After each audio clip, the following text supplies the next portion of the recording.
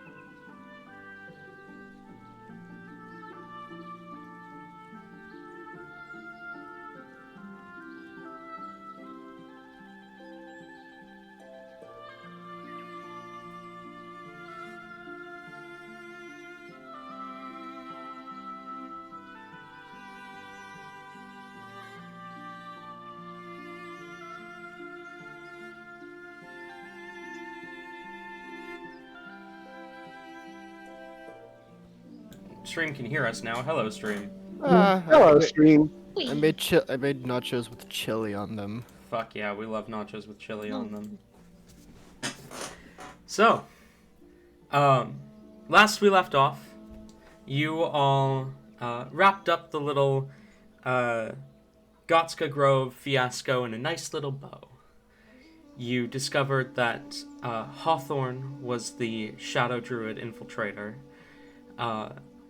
and outed him in front of the entire circle with evidence that you found in the Shadow Druid Grove that you had invaded. Along with that, you had brought one of the Shadow Druids with you to the Gotska Grove, a Shadow Druid by the name of Foxglove, who is not in any state of mind that is sensible, and bearing a crest that should not exist. You brought him to the Gotska Grove to offer him to give him a second chance at life, essentially, learning that he had been abandoned by his archdruid parent and left to be raised by the shadows. And so, as you celebrated, the night comes and goes, and as the dawn arrives, the druids of the Gotska Grove Circle gather for their ritual. Hellebore is offered to join as they begin to perform their ritual. Would Hellebore participate in the kind of the fertility ritual? She would. Okay.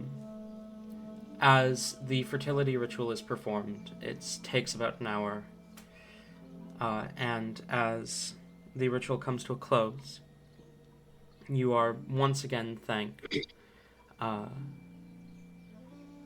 And the druids all kind of they thank you for your assistance in cleansing the grove, clearing the rot, whatnot. Basil thanks you in particular for helping to clear her mind. She does not elaborate on what she means by that, but she does continue to speak in the same mannerisms that she had been using before. You say your goodbyes to the grove, I presume, unless you decide you just don't want to leave the grove. Oh yeah, no, we live here now. Okay, fair enough. Hey, you can't get rid of us. Yeah, so I now believe I was promised a magic item that I never got. That's true. you were. I forgot about that.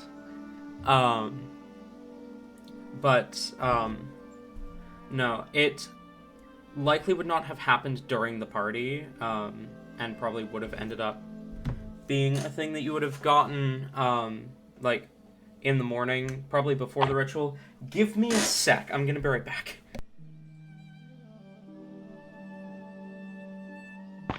They also promised that they would try to do whatever they could to heal Foxglove. Okay, so it's been a We little. should probably explain Foxglove to Tate, because Tate has no idea who that is. Hi, I'm also not going to be here for the next 2 sessions.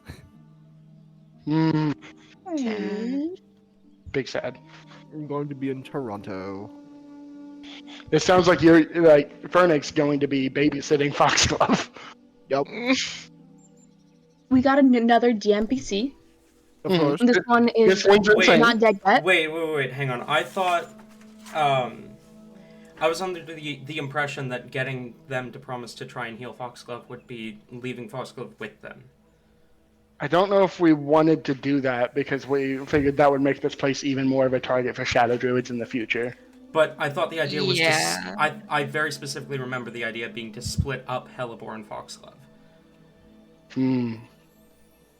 That's really up to Tori, I think. I genuinely don't remember if that was a thing. Because I- Hawthorne implied that both of them are needed for something. True, but I feel like if they can't immediately heal him here, like, before we leave, then it's kind of like, What? at least what she thinks the current plan is, oh, we're going back and seeing an archwizard who could probably either help or get us in contact with someone who could help. So, What's the problem, you know. DM? You don't want a DMPC that randomly spouts off nonsense, but also kind of true prophecies around the party at all times? I mean, you guys do you. I just was under the assumption you were not bringing Foxglove with you. I mean, honestly, I'm I can't down wait to have bringing. spoilers the DMPC. I'm down for bringing Foxglove with us. I feel like, honestly, I think as Hellebore put it a few sessions ago, we can better protect each other if we stay together. Mm-hmm. I feel like What it have is. you done with Ayla? I feel like it genuinely is a good idea that if the druids can't do anything to immediately help Foxglove, then Sabrina might be able to. Serena. Serena, no sorry. Sabrina. Sabrina the Teenage Witch. Sabrina. Thank you. This is Sabrina the Teenage Witch all grown up, though, remember? They just slightly changed their name. Real. Serena. Okay. So what's the verdict, guys? Are we bringing Foxglove or not? Mm-hmm. I just don't know who this is. I vote bring. Foxglove was one of the Shadow Druids, but we Hey. found out that he wasn't really there by his choice. And so What's after the we most- killed the Shadow Druids, we brought him with us. He also seems to have a crest of related to one of the gods that wasn't on the council. So that's the first time Todd has ever seen that. I'm just now noticing, why is the tiefling's tail so funky? Because they're like, Because it's AI generated. No, okay. I'm kidding. I'm kidding. I'm kidding. That's a joke. That one kind of makes the tail look like a stick, which actually is kind of clever for a I druid. love Yeah. it. I do absolutely love it. I don't know. Whenever I hear anyone say like, "Why does blank look weird?" That's the first thing I yell now because I think it's silly. Anyway, Well, so we we'll are be bringing like- we'll be doing anything, and someone will be like, "Why does this look weird?" It could be like out in real life, and I'll be like, "Cause it's AI generated." Things can be AI generated in real life. Well, to be clear, we are bringing Foxglove if they can't do anything to immediately carry him here. Which I will tell you now they cannot. Okay. I bet. All right, what's Foxglove's dynamic with Woo! the family? Our third NPC that was our enemy that we are recruiting. We have a problem, guys. We are on a roll. All I'm hearing is we're gonna beat this campaign through the power of friendship. It's really funny that you say that for reasons that you guys don't know. It literally just hit me that I had a dream about this campaign, and like I had been like I remembered the events of it, but I had been thinking of the events as though they were happened in campaign, and it just hit me that no, that didn't happen. We haven't not met those characters. Anyway, go on. Yeah, so you are, they are unable to do anything to help Foxglove, or to permanently heal Foxglove. However, they do manage to, effectively make the, kind of calm emotion effect that Todd had that Todd Just had Todd be Tom. cast on Foxglove permanent, restoring part of his mind. Additionally, Hellebore, you are brought this kind of beautiful green cloak.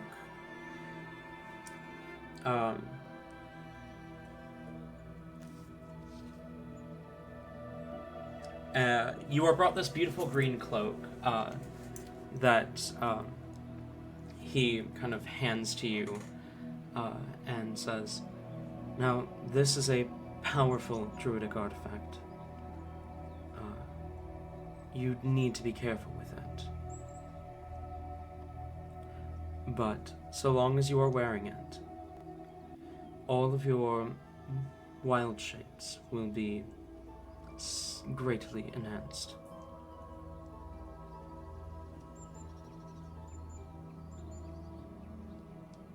I feel like as Hellebore takes it, she was already holding it like gently, like honored by this. But like has a spooked look for like a second at the "you need to be careful." But just smiles and nods. She gives a deep bow. She holds it for a good bit. And then raises back up and kind of carefully puts the cloak on. Thank you. I really, really appreciate it. You didn't have to do this, but thank you. I'll treasure it. That is referred to as the Cloak of Spore Shapes. Spores! I love spores! You and I both, Hellebore. Mornbloom smiles. Do try not to lose that. Oh, yeah, absolutely. I'll never take it off ever again. I haven't actually made the Cloak of Spore Shapes in D&D Beyond yet. But, Cool. so, I'll do that after session, then you can add it to your character sheet. But, while wearing the Cloak of Spore Shapes, you are immune to the poisoned condition, and while you are wild-shaped, your attacks deal an increased 1d6 necrotic damage, as the spores from the cloak are released as the cloak absorbs into your wild shape. Okay, cute. As you all gather to the gate, where you kind of prepare to leave, Hyacinth quickly rushes up to you, Hellebore, and says, "Hey, before you go, I had something I wanted to give you." And he kind of reaches into the pouch to the side and pulls out a very familiar-looking stone slate as he hands it to you. And he says, "Keep in touch, all right?" Familiar looking? You already have one of these, a sending stone. Oh. But this one would instead connect directly to whatever sending stone he has, as opposed to the one that, whatever the fuck his As name opposed was. to the bad The sending stone bastard. Vanitas. Yeah. Vanitas, yes, that's the one, thank you. Again, she just looks honored and takes it and kind of runs a finger over it, feeling the surface. Thank you. Absolutely. If you guys need anything, or if you need anything, just let me know, and like I'll totally try to come back up here. Of course, and if you ever need our help, just give me a shout. Of course. Okay. It was nice meeting you. Bye-bye. It was nice meeting you as well, Hellebore. Bye-bye. He smiles and waves as you guys leave the Kotskafon forest. Now, similar to Jason, I don't know how to make travel interesting. So, we're not gonna try and do that. It's about 3.5 days travel back to Wusa City, which is your current destination, correct? Yeah, we got to get the scarf and give the shield. Yeah. The scarf is the main priority, though. I just want to put that out there. Yeah. Of course. But you begin to travel, making your way to Wusa City. The travel goes by uninterrupted. Nothing of interest occurs throughout the few days that you spend on the road. And you arrive to Wusa City. Dylan, I will just say that was 3 days, and I'm pretty sure after last night, it's only 2 more days until my transformation, right? Oh. Fuck. Easy. Oh boy. Wait, this is a big one, isn't it? That fucks everything. Oh, damn. I need to find another way for you guys to get there without it taking that long. Serena appears, teleports us. For real. I knew you were coming. I What's the honestly, trees? I mean, I honestly think that she probably would at that point. Like, It's reasonable enough to do it.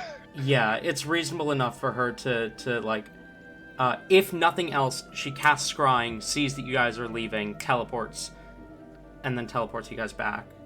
Because Hellebore transforming fucks every plan I have for this session that needs to happen this session.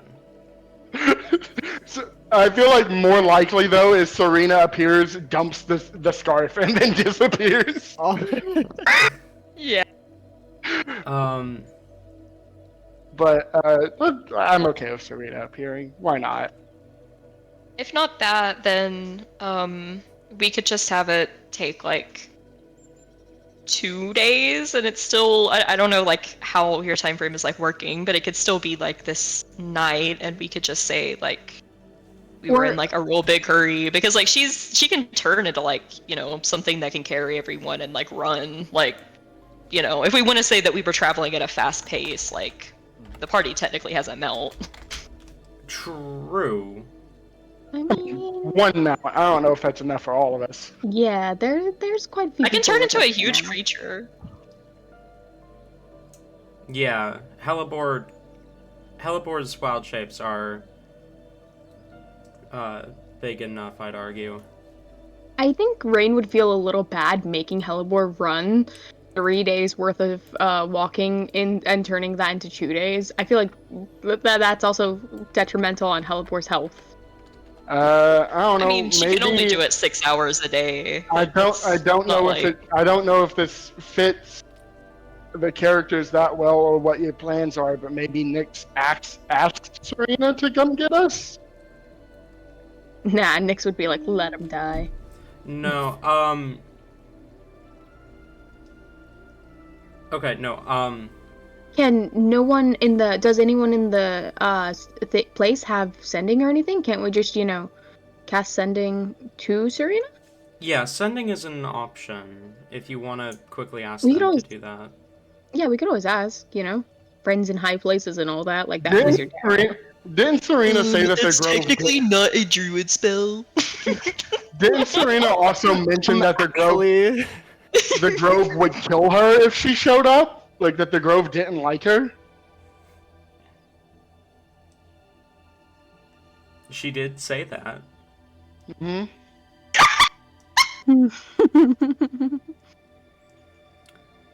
Does Harbor know sending?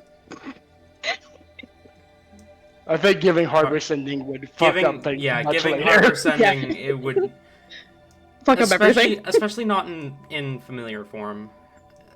Like in her true Fae form, then yeah, she would, but she's not gonna go into her true Fae form just for this. No, I think having Serena teleport in makes sense. We see a traveling wizard and pay him to teleport us. Oh my god. No, we don't pay him. We make him do it for free. Or no, okay, no, I've got it because, like, in order to get you guys to Warsaw City without having to, or without the possibility of just Serena dumps the scarf on you and leaves, no, I've got it. So, rewind. Also, I feel like Serena wouldn't just dump the scarf, but the whole ass body we left in her house. Yeah, true. Whatever. Point is, you guys begin to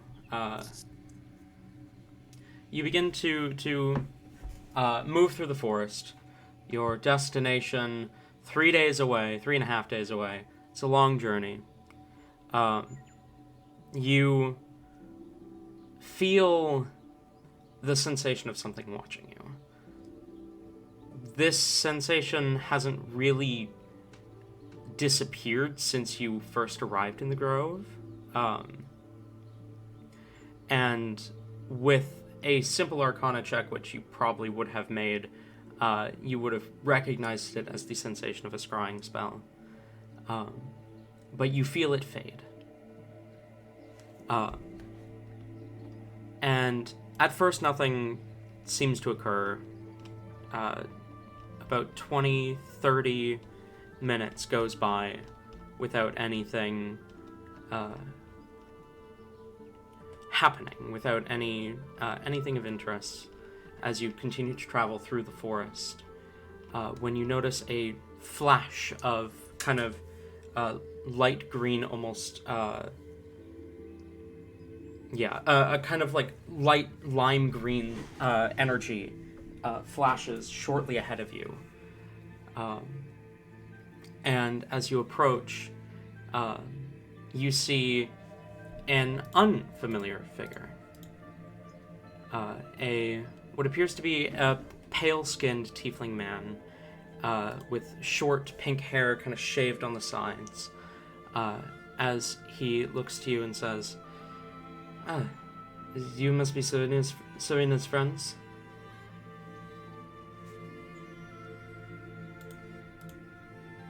Yeah. I would be surprised if that is how she referred to us, but yes. I refer to you as her friends for the sake of spiting her for taking time out of my day to do this. But I owed her a favor, and she is preoccupied. She wanted me to offer you transport back to the city.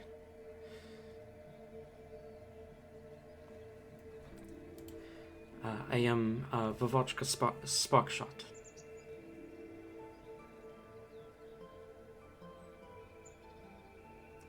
Is something wrong in the city? It is... Nothing is wrong per se, but Nyx intends to leave, and if she does not get rid of the body that you left with her by day's end, she is sending it with him. And she wants you the opportunity to take the body yourself, but did not have the time. She had the time to bother me, but did not have the time to bother you herself.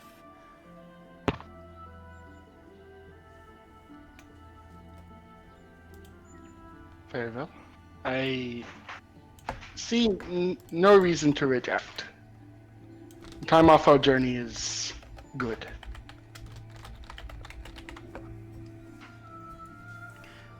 He sighs and says, "Right, well, without further ado," he holds a hand forward. I'll take his hand.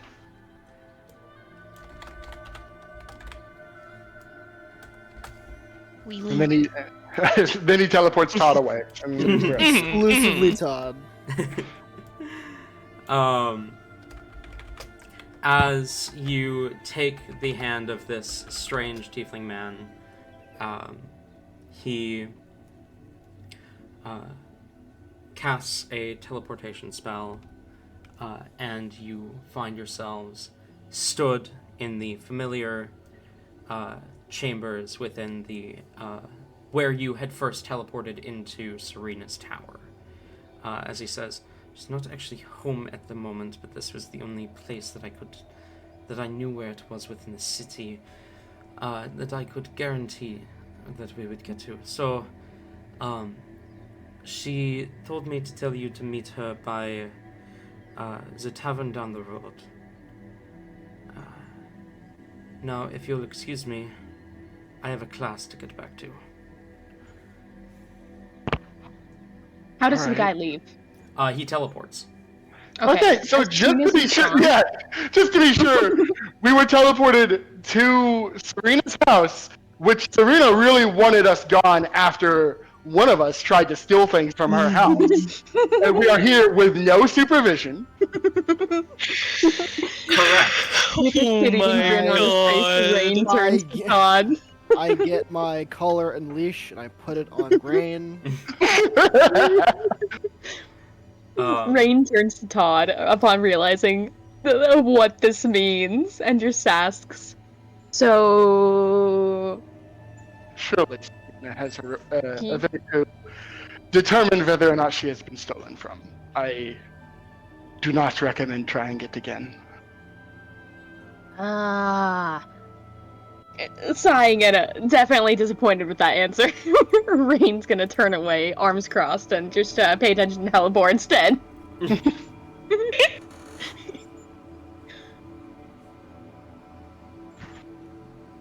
All right. I guess we leave to the tavern. Heading down the street. Does the streets look more lively than now than they were last time? The streets do look a little more lively now. Okay. Heading down the street, you see the tavern in question. A tavern called the Shadow Drop. Fitting. Stepping inside, you see the tavern is full. People everywhere. There is one table that towards the back that has one person sitting at it and has a little sign on it that just reads waiting room.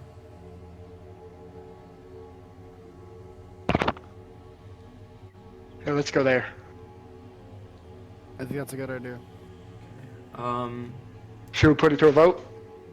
Oh my god. No, we're going. There is no vote. It is happening. Are you going to that table Yes, then? we're Okay. going to that table. Let me double check my notes real quick. Let's go to any other table, guys. Honestly. Mhm. I'll fucking skin you. As you approach This turns out to be a reserved table. as you approach the Nice. table, Noodles, describe the figure they see. Whoa! Whoa, what? So, you see a rather tall, even though they are sitting down,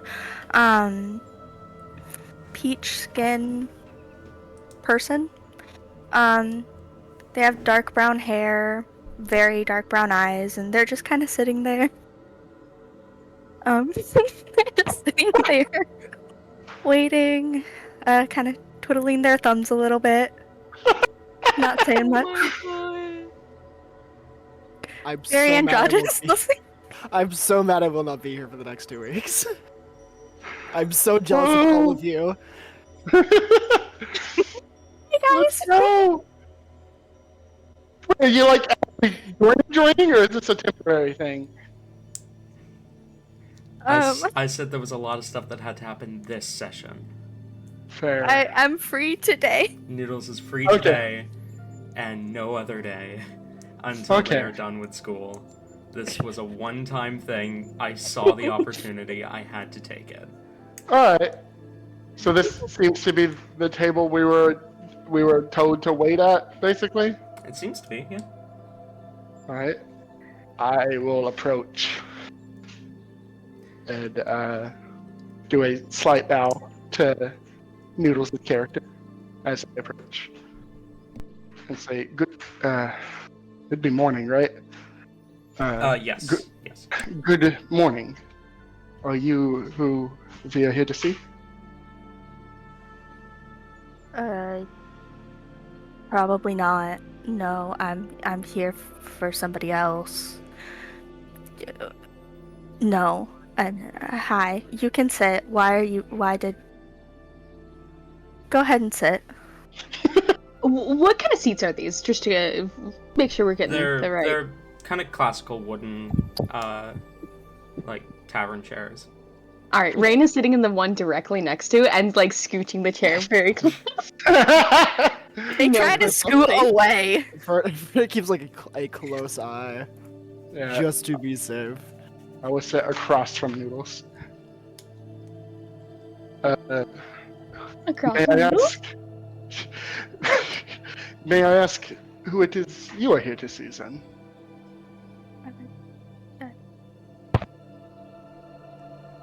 My boss? Nix, I guess. I don't know. Who are you here to see? This is fortuitous. Nix is someone to meet up with. I look at Rain when I say that. Like picking up the bottom end of the chair and just like very loudly scooching closer. Rain will I just scoot away. Fronik, at the second pair of scooching, Fronik like grabs Rain's chair and just holds it still. Behave yourself. clasping his hands together and just like resting his he like goes through like a few different hand movements with his hands before finally just setting on just putting his elbows on the table and just resting his chin in his hands. Well, I mean, Nix is an alright boss, but honestly, you should come work for me instead. Much better. You Whatever he's Okay. offering, I can make it way better. I would not believe that.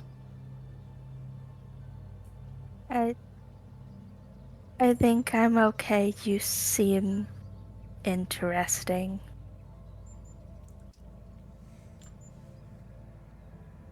apologies for our friend. He isn't well acquainted with boundaries. It's okay. I'm used to it. Little disorienting, but Looking Fine. over to Todd, Rain seems insulted. How dare you be right about this predicament? how dare you tell the truth? I ask you to lie one time. You can't even do that. Why can't you wingman me just this once? So, pitching in, Rain will just ask. So, where exactly is your boss? Don't tell me you're being stood up right now. I don't know. I'm just here. I do not believe I'm being stood up. So you are still meeting with Nyx? As far as I am aware. You know, Todd, Vernick, Elbor, we could totally take them out and, just one of us pretend to be Nyx's underling. No. No. Why would we ever do that? As Rain Rain. says this, he wants to get a gauge and kind of like, I want to roll an insight check. How does this character, Noodles, how does your character react to this sentence? Okay, Rain, go ahead and roll a Can you an repeat the insight check. sentence? Because I was reading something. Ren was insinuating that we kick the shit out of you. And take your place as an imposter. Beautiful. Among Us. And that's going to be a soft 20 for insight. Among Us. So how does your character react to this? They have a slight look of panic, but they mask it and try to scoot just a little bit further away from Rain. Right. Also, while Rain's looking down at the smile. table and not making eye contact with anybody. Rain's smile just widens. Todd will speak out and say, Rain, do you really believe it is a good idea to get further into Nyx's bad side?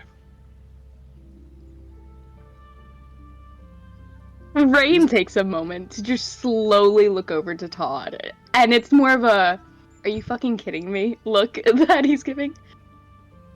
At this rate, you might not even get your scarf back.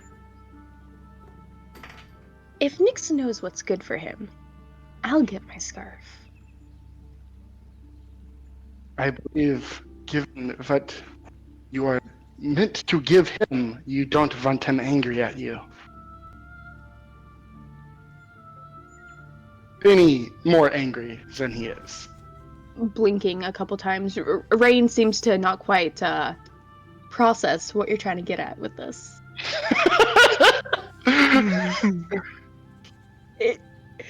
Do you intend to carry it around everywhere? Oh, no. I mean, it's kind of clunky and heavy, but like... Yes, it is of no use to us. It will simply make us a bigger target.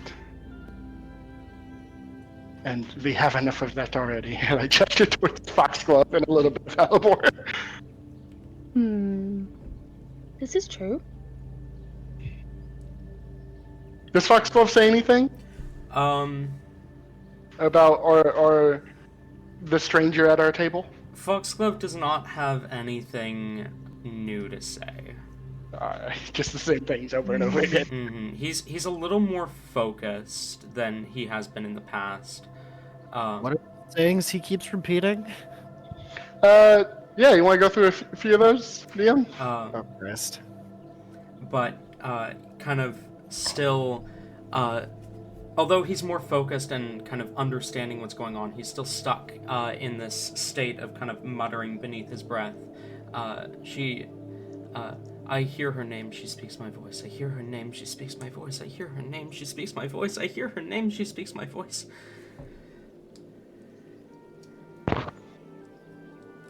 All right. That seems totally normal to the party, except maybe Fernick.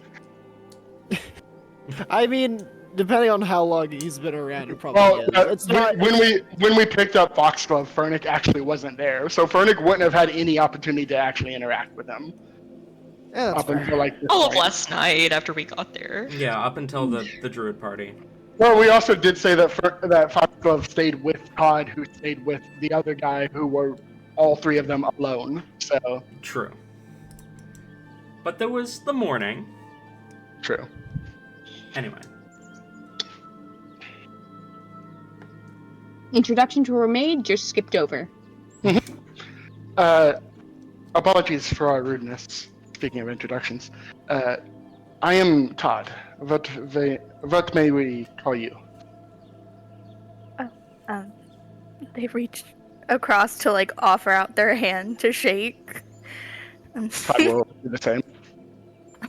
As they shake Todd's hand, they're like, I am Rowan.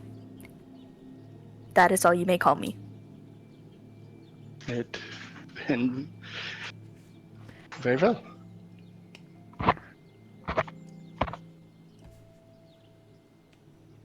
Did Nick give you a time frame in which he might arrive?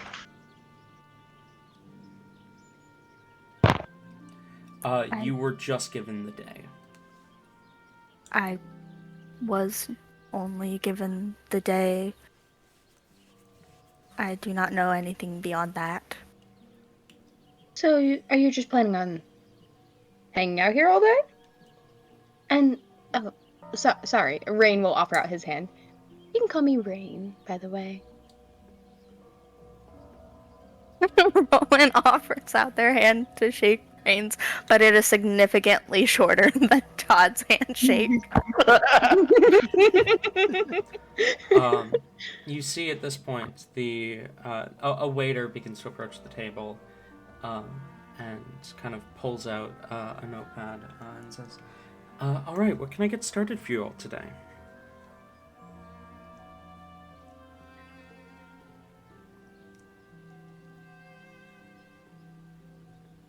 Rain probably knows his way around alcohol. Rain's gonna go with something really fucking strong. Of course. Oh my god. The waiter nods, marking down your order. I will have a rare steak and a glass of vodka, please. A rare steak and a glass of water.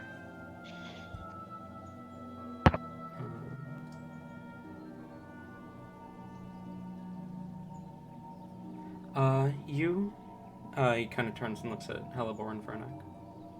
I'm okay, thank you. I feel like Hellebore this entire time has been kind of mimicking Foxglove almost. She now has a form of safety, so she has the cloak kind of wrapped around her, like kind of huddled in a corner, ears down. All of the extreme happiness and like confidence that you have seen from her after the success at the Grove is vanquished. She is back to anxiety attack, being in the city again, and is currently having a little bit of a breakdown in the corner as she is off to do out of her comfort zone. But she'll kind of just poke her hat out for a moment. Just some hot milk. Hot milk. Kind of looks to Foxglove, who like just shakes his head. And you? He kind of turns to look at Rowan. I'd like the chef special, but could I watch him make it, please? Of course. He needs to get out of here as soon as possible. Quickly marks down something on his notepad. Rain will raise his hand to add something to his order. Yes? I'll have what they're having. And he'll point to Rowan. I am sorry. We only offer one chef special at a time.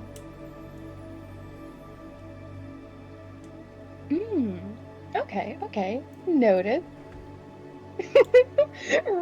Rain just says nothing else and just continues staring directly at Rowan. This feels like one of these like secret things you ordered to get to places. Mhm. Like a Exactly. speakeasy. And that is exactly what the fuck Rain was just testing because he's got one of those Yeah, himself. you know, that's why I was thinking. I was like, oh, Rain did this once a while ago. This feels similar.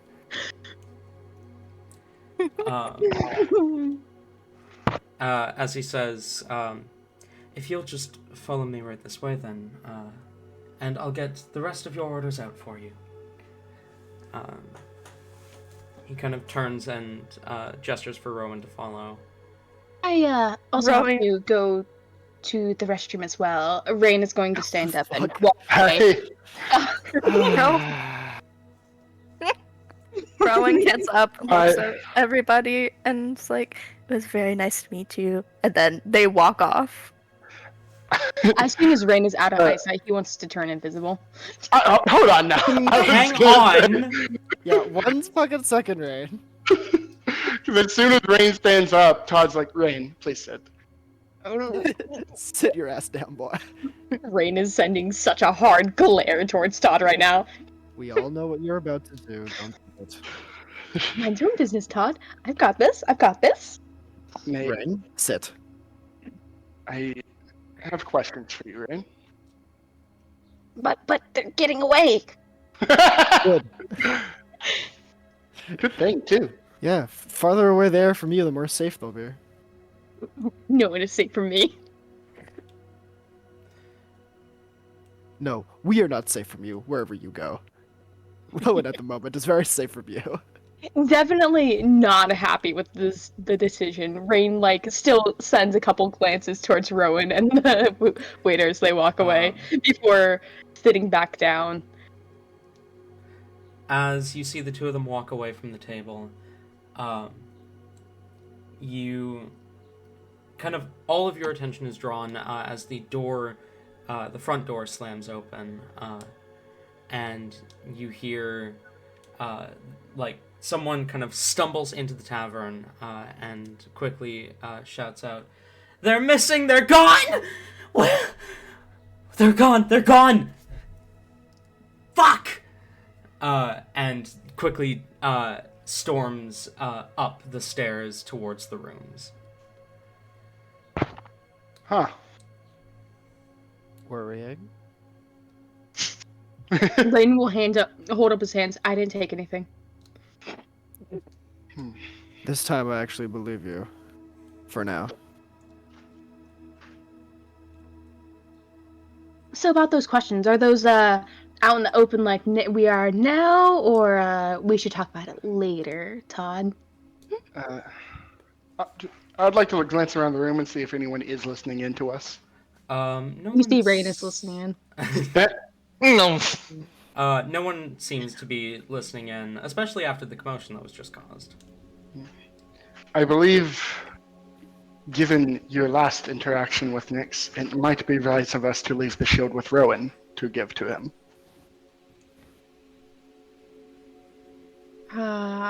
Rowan can't lift it though. No? We don't know if he has a crest or not. It is something we would have to ask. You're saying that we should leave the shield, very rare, powerful artifact, with someone we met a few minutes ago, someone who might be one of Nyx's underlings, or worst case scenario, they are just flat out lying to us, or they're a traitor. And your organization. alternative suggestion is to harass someone who might be one of Nyx's few remaining underlings, which, mind you, is a few there. Nyx blames on you. And you believe Nyx will be fine with this.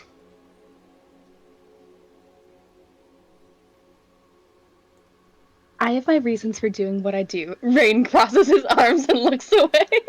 I do not believe that you do, nor those reasons are justified.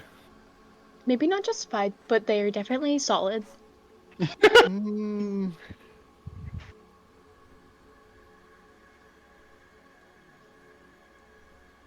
Besides, Nix and I talked things out. You know, it's not perfect, but we have a plan. Nix, if we're going to give this to Nix, I will see to it that it is personally delivered. I won't have someone else deliver it. And what is your counter to the idea of harassing one of his underlings? Do you believe Nix will find this acceptable after your previous argument? I mean, if you consider that harassment, I do. Yes. every Rain just kind of shrugs. Besides, we are here to meet Serena. It would not do for you to be missing during that time. Why would I be missing again?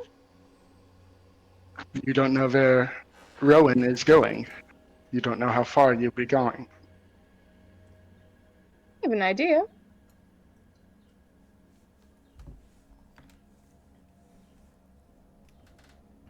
But at this point, that's is already out the window because you all had to have this delightful conversation. For So, shame.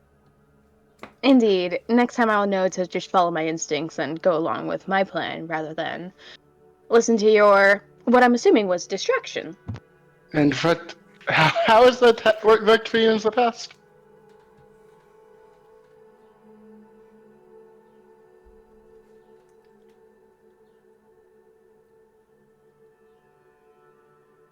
Right. Just no response. In the middle. Oh my god. What? Had to It- go. It was said BRB. Oh my god. Well, that gives us the opportunity to pan away. Rowan, you follow the waiter into the back room, where you see there's kind of the kitchen, but the waiter leads you even further back. Another room behind the kitchen, and you see a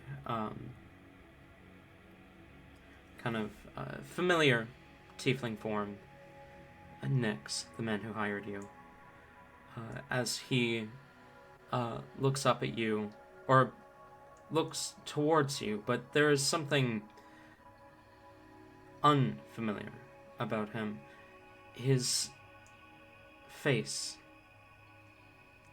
more specifically eyes, are wrapped in bandages. That had not been the case the last you'd seen him. As he looks up to you and says, I'm sorry, my eyes don't work the way they used to. Who is this? Rowan, sir. Right. Let's see. What do I owe you? He kind of begins to dig into a bag.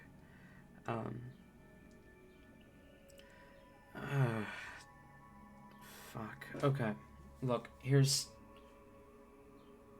the situation, right?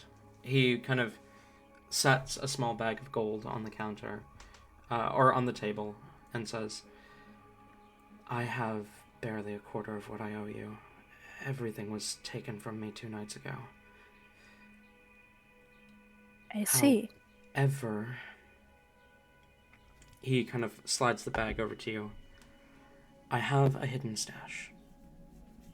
I cannot get to it anymore, not in the state that I'm in. You probably could.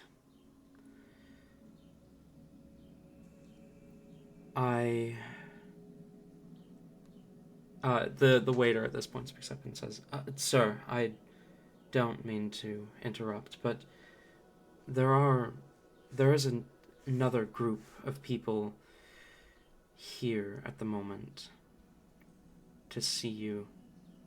How many are they? 5? One said his name was Rain. You said to keep an eye out for that name. Of course.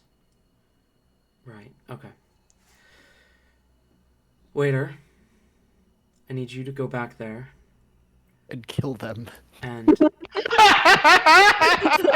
Murder. Sorry. I had to. I need you to go back there and tell them that I will not return Rain's scarf unless they assist Rowan in retrieving the stash. Is that really necessary? As annoying of a person Rain can be, he will know better than any how to get the stash. It's well guarded.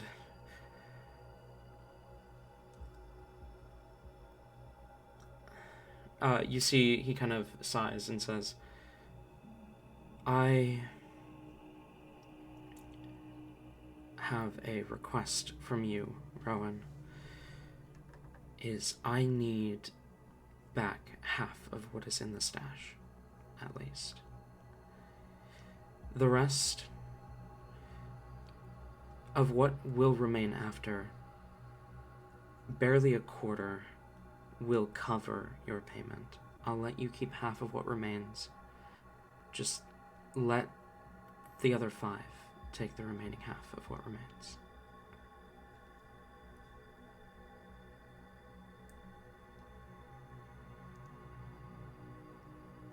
Yes, sir. As long as I get paid.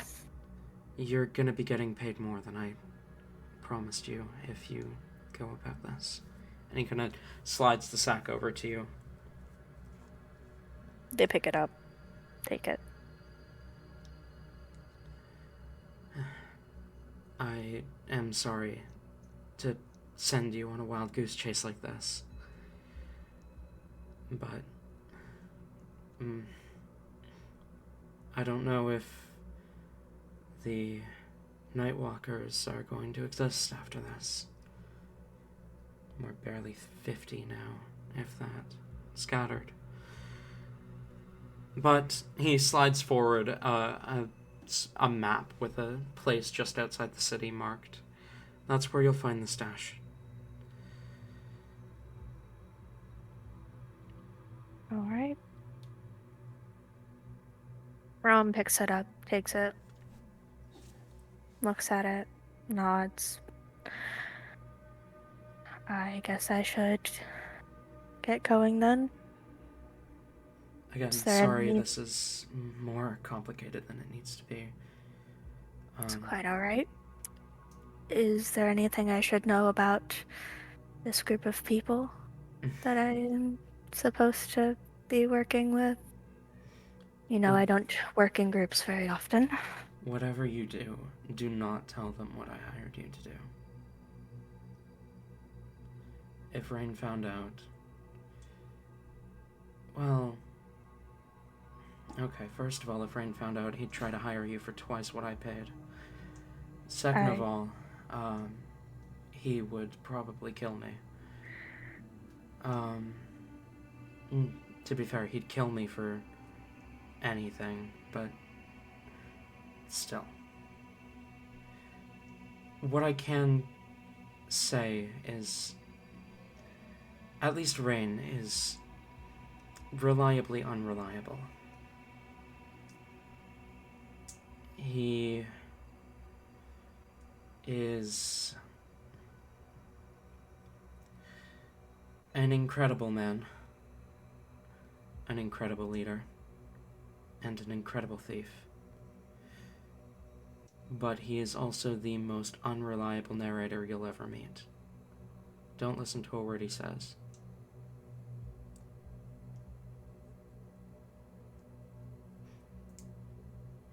Noted. I would not have nearly as much trouble as I do if it weren't for that man. That is both a compliment and an insult. As for the others, I don't know them well, but what I do know is one of them, the Dragonborn, there's more to him than meets the eye. Oh fuck, here we go. the Zerosis family, I don't know. My men were looking into him a little bit before we were attacked. It's probably not a bad thing, whatever it is. And if Rain trusts them, I trust them.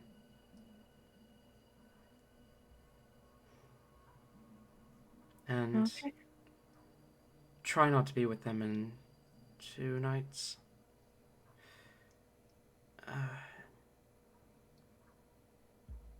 When the new moon of Chaos rises. I'm not going to tell you more. It's not my place to tell, but keep away from them when the new moon rises.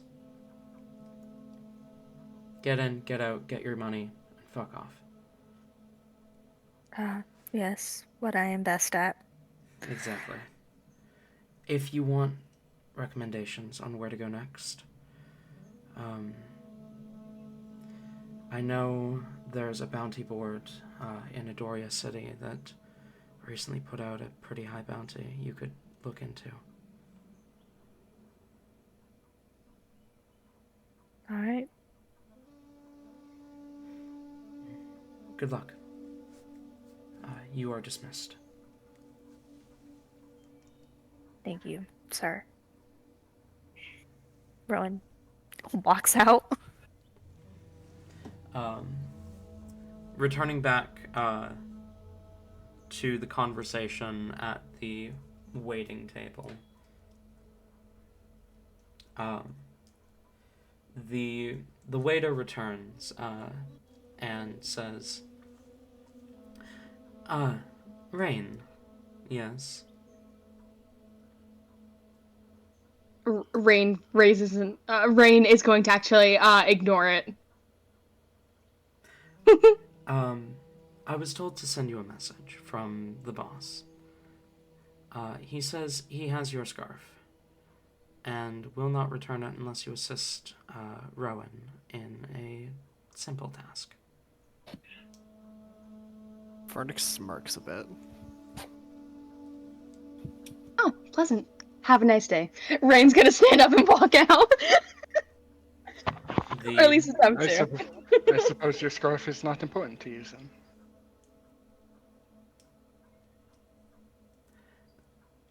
Rain is heading towards the door unless someone physically stops him. I suppose that is Vernix's job. I'm sorry. Yeah, no, when Rain just gets up for it, just like grabs the back of his like coat or something and just pulls him back down. Just nope. You were sitting. I'm not a fucking dog. Then stop acting like one. Rain like goes to swat away Fernix's hands before realizing what he said. He looks over at Hellebore. Sorry, Hellebore.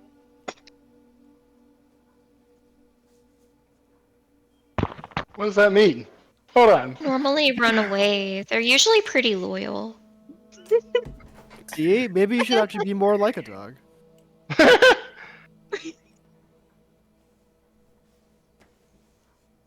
Maybe the intention is to, run away here instead of, being cuffed to you all. Like, I don't know.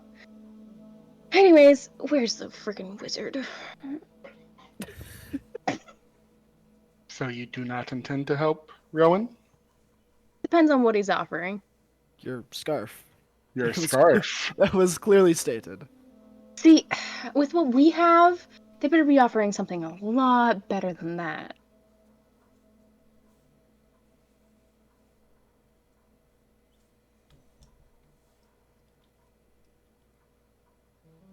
I hate how that actually kind of makes sense. That's like upsetting me Rain, right now, actually. let me put this into perspective. V cannot use the shield, and it will only evade whoever is carrying it down. I am not it going will put a target on our back. And let me put this into perspective for you, Todd. I am not about to hand over an incredibly valuable artifact to my arch nemesis so that he can gain more powerful after he's I mean, yeah, he's been knocked Nix, down quite a few pegs lately, but that's Nix honestly. Nix is the only person that I know of in centuries who could possibly use this artifact. If you could possibly see it within your heart to get on his good side a little bit so that he could use it to benefit us. So what you're saying is you want me to befriend Nyx again, so that you'll team up with him. I don't believe this is unreasonable. Friendship is a two-sided road, after all. I mean, At the very least, if you cannot be friends with him, at least make yourself useful enough to keep around. full enough for him to keep around. Don't worry about that.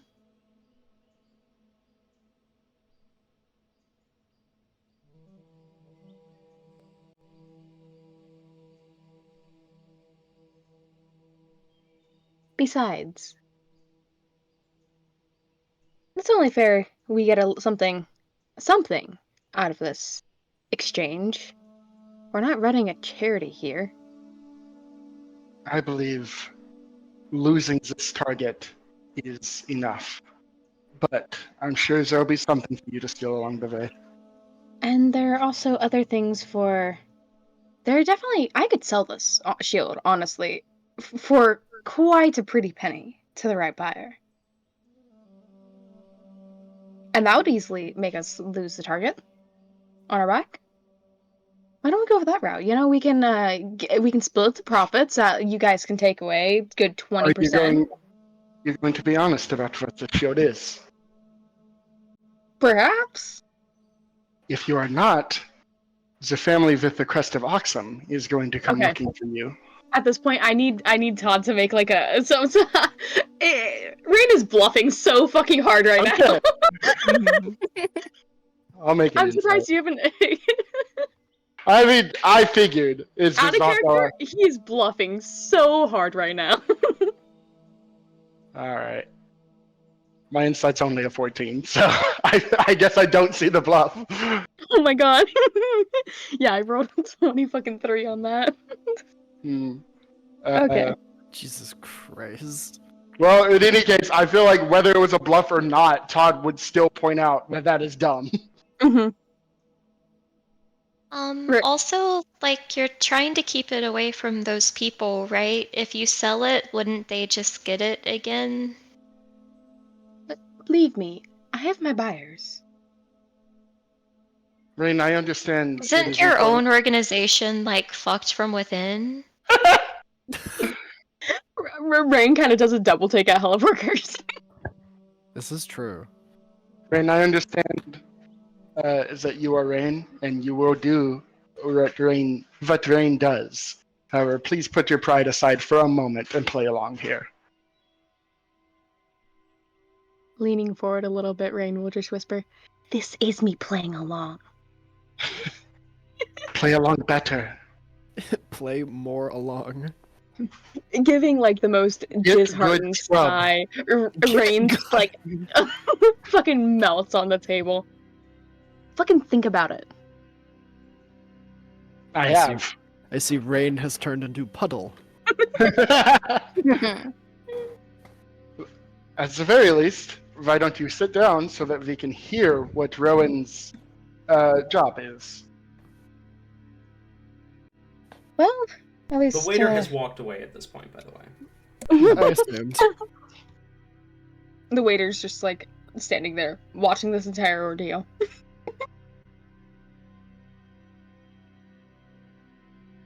Okay. I guess we wait for Rowan then. Does the waiter at least, do their actual job and bring us out what we ordered?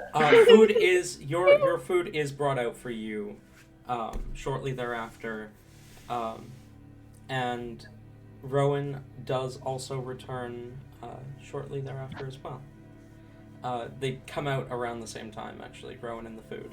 When the waiter does come back, Rain would decide to order food at this point. Probably a few different soups, vegetables, stuff like that. Just all, of course, no meats, of course.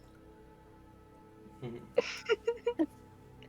I feel like you literally hear Hellebore's stomach like growl, or like she'll kind of like anxiously like speak up. Um, um, do you have chicken nuggets? Sweetheart. Precious baby. Um,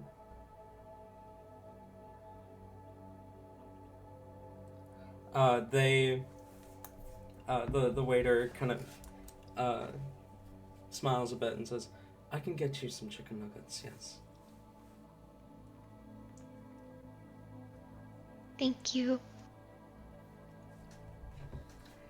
He walks off as Rowan is returning.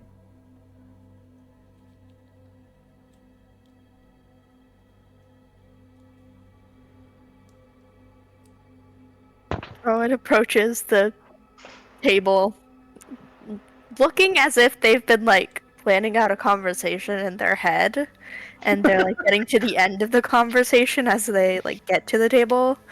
Rain is like half draped over the table at this point, and when Rowan approaches, he perks up and just, assumes a normal position. Hellebore looks like she's having an existential crisis thinking about the chicken. Oh no! The chicken had family.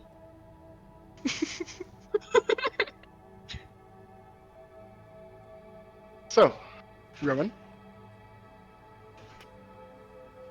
I have come to offer you a job where you will be paid. All right, who's the target? How much we getting paid, and when do they need you dead by? Like, we don't know that. We don't know if we're killing anyone. And I would surely hope we weren't. No. I hope no one ends up dead. That would be rather unfortunate, I think. It would suck if Rain died. Again. Again. Again?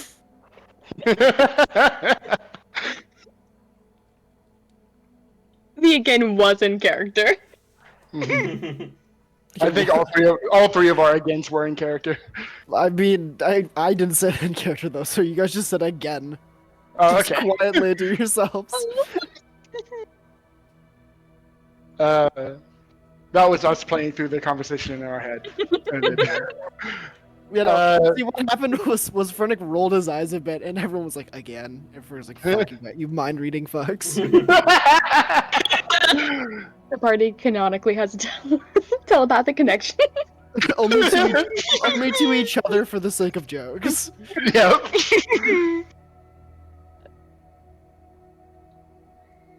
Oh god, where were we in the actual conversation, guys? So, It would be a shame if Just someone first off a died. job.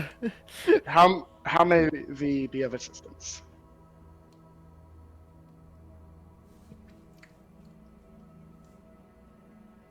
Nyx has asked us to go retrieve something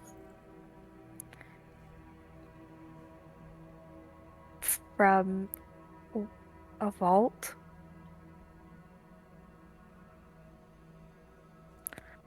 And see, how much are we getting paid for this?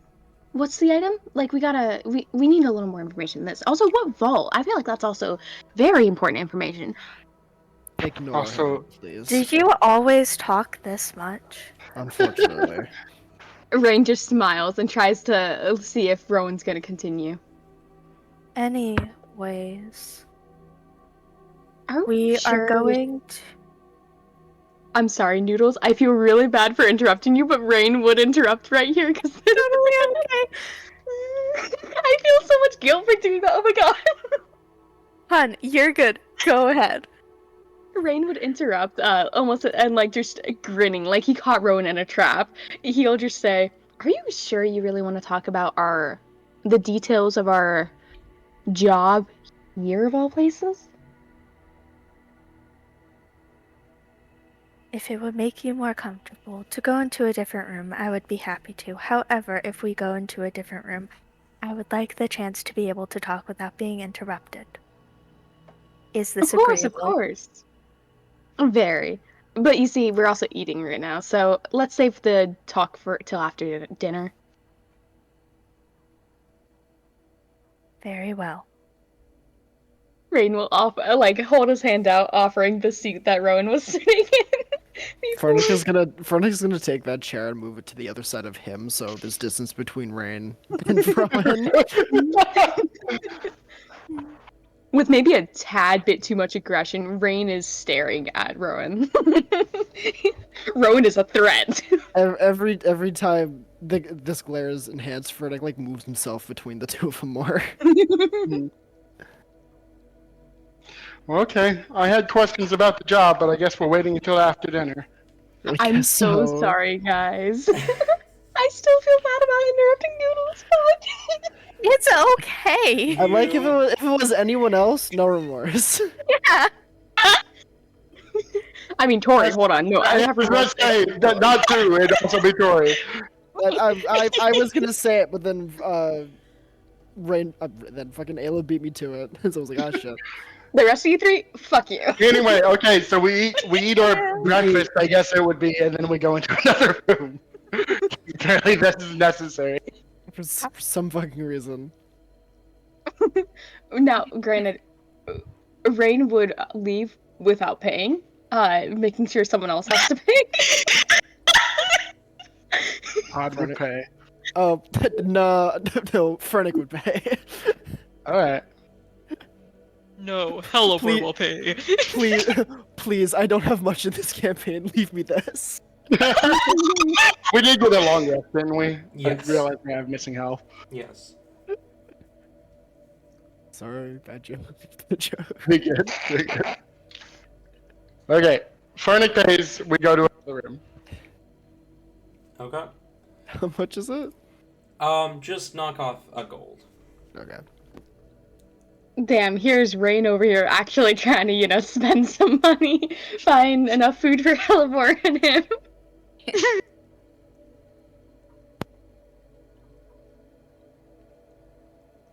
Okay, Right. so in the room.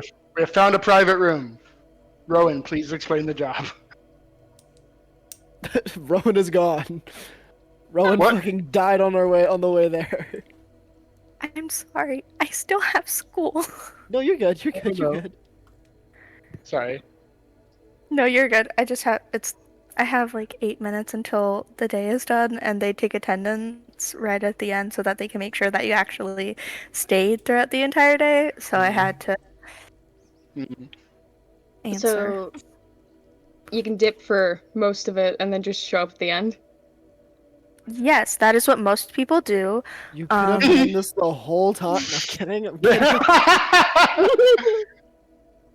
It's actually gonna talk to somebody about that.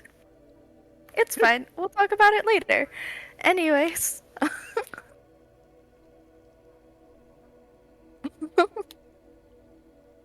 Oh no, I forgot my train of thought. Good job, darling. Thank you, hon.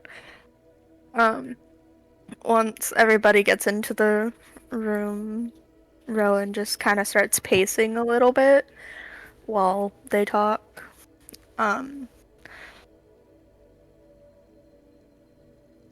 We are supposed to go to a vault of some kind and retrieve money.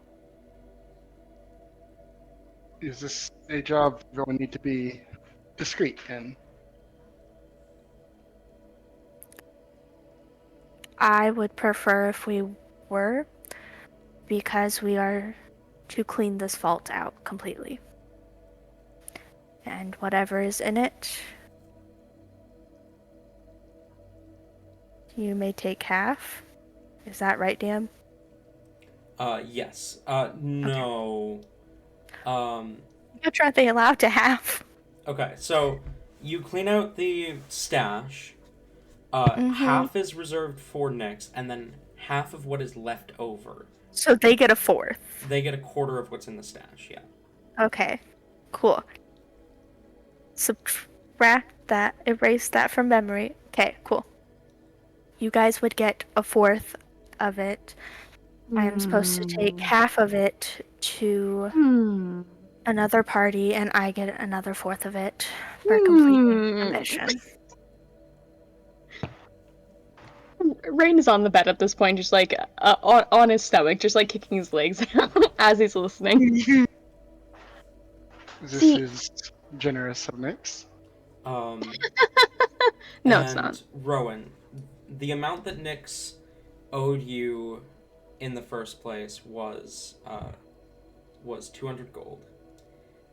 He said a quarter of the stash would more than cover it, implying that the party walking away with a quarter of the stash are going to be getting, or no, he said a quarter of what would remain would more than cover it, which means the party would be walking away with at least 400 gold, if you want to give them numbers. Okie dokie. They kind of look mostly probably to Todd and Fernick at this point. I know when I put it that way, it does not sound like a lot. However, I was told that it would be roughly 400. It would be for all of you. Definitely not an amount to sneeze at. Rain Why would sneezes. you sneeze at money?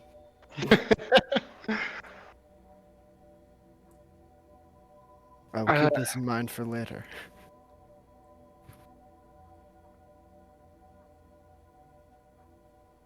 And did Nyx give you a plan, or is it something we will need to come up with on our own? Oh, what? I'm so sorry it cut out for me. A plan. Oh. Actually, Nick said that if anyone could get into the vault and to the money, it would be Rain. So, Unfortunately so. This is never a good sign. I was given a small blurb about your group. Most of it was about Rain. So, I'm afraid I'm not as stealthy as I once was. don't worry. I do not believe fully necessarily required for us to be completely silent. I just prefer to move in ways in which I will not be as noticed. Makes it a Reasonable. little bit easier. I'm sure whatever this is, it will not be too difficult. What's Rowan wearing?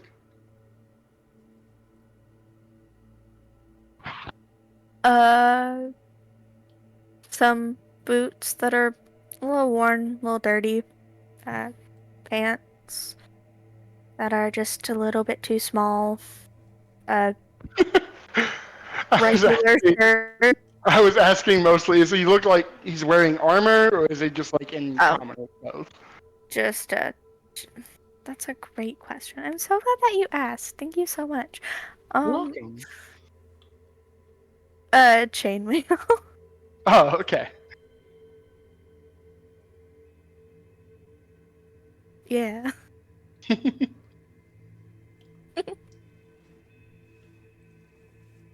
Can I like ask who we're robbing though? I hope they're not nice.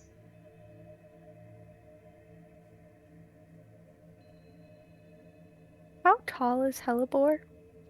4'10". That's something to ask after that. No, there's a reason for this.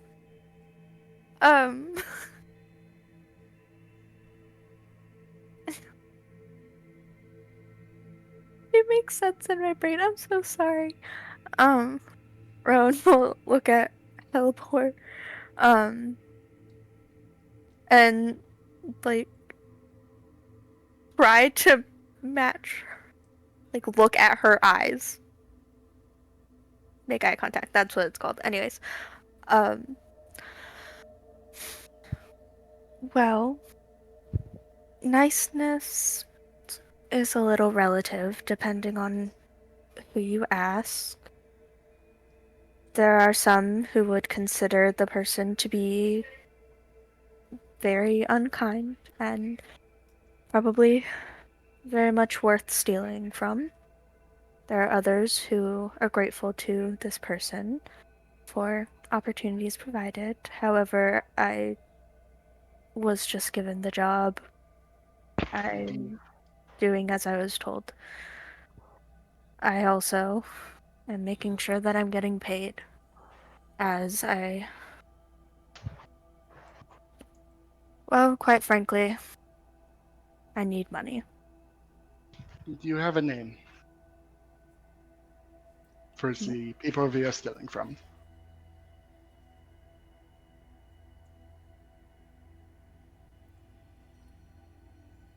Technically, Is it one you are willing to give? I was instructed not to. Hmm. I do apologize. If I could be more forthcoming, I So, would. just to be clear, the thing that Rowan was instructed not to tell them about was the thing that Rowan has already done. Probably. Okay, just making sure you as a player know that. It's not good at this. I'm not good at this. Fair enough? That was the thing that Rowan was instructed not to say, was that they were working for Nyx, wasn't it? More specifically, what Nyx had hired them to do. Okay. What do you mean by that? Taking half of it. No. The thing... Stealing. So Rowan... Taking money. The thing that Nyx was paying Rowan for originally, but then did not have enough to pay Rowan for, and so told Rowan about this stash. Okay, so Rowan hasn't actually told us the thing then, right? Correct. Okay. I thought you were under the impression that Noodles told us already. I don't seem to be able to... Yeah. Okay. No, Good to know. it's the exact opposite, actually. Rowan is withholding information that he doesn't need to. It is just a character choice, and I'm just making sure that Noodles knows that Rowan can talk about this as much as he wants. It is what he has already done that he cannot. I know. Okay, I'm just making sure of that. Mm-hmm. Are you okay? Then, well, either way, I feel like Todd would have followed this logic and just said, I believe it will be quite easy to know who we are stealing from once we get to the vault. No? It will most likely be, yes. Why not inform us?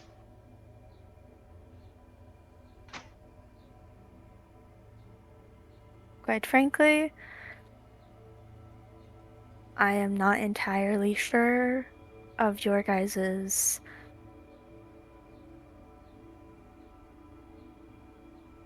alliances, we'll say.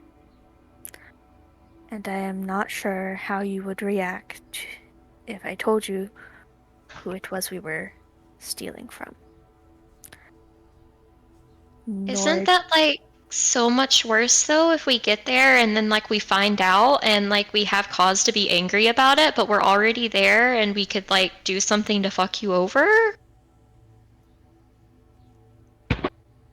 Like just for like, you know, being able to like work together and be on the same page and like not distrustful. I just feel like that would make so much more sense than like dropping that on us while we're there and then causing chaos.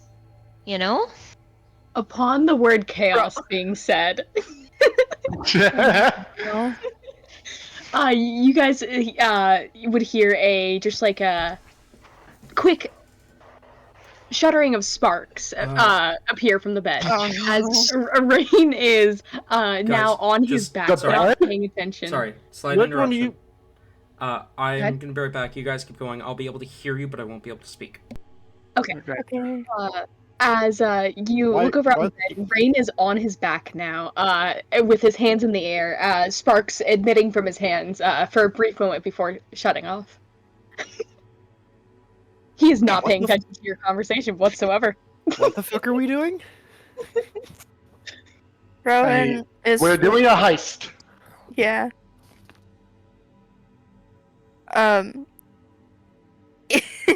If Rain is blatantly showing that he's just not paying attention, then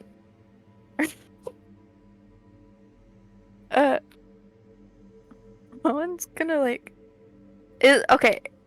Are the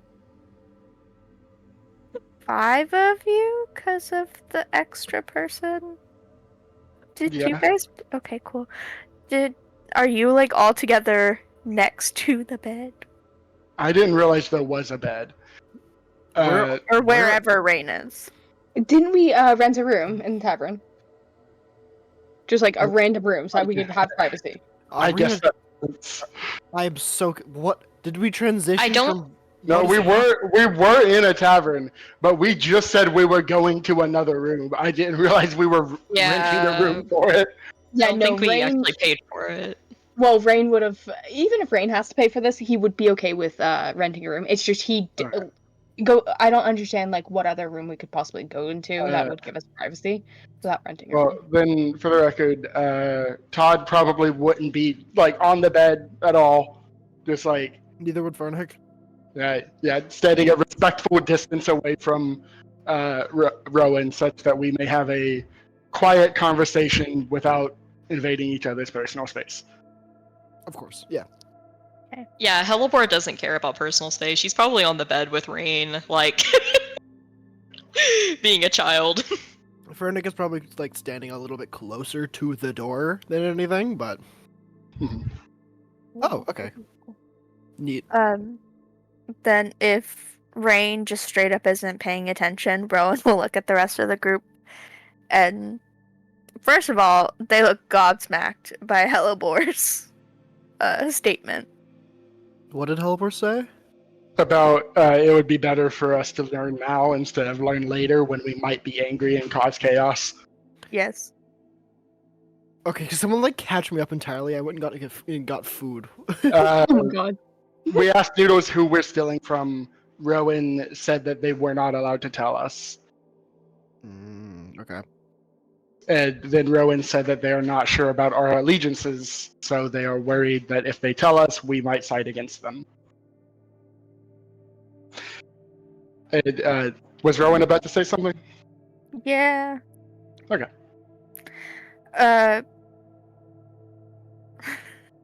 Rowan just kind of gives a fair enough nod. I think you would be okay with it. However, I am unsure about your friend over there. And points to Rain. I was not aware that Rain had any other allegiances within the city. I wasn't aware he had any other allegiances to anyone but himself. We are supposed to be stealing from Nyx. Todd tilts his head. Is that not your boss? It is my boss. However, we are supposed to be stealing from him. Interesting. And it is less stealing, more delivering, and we take what we are owed. So is there no amount of illegality in this job? Was I misreading this?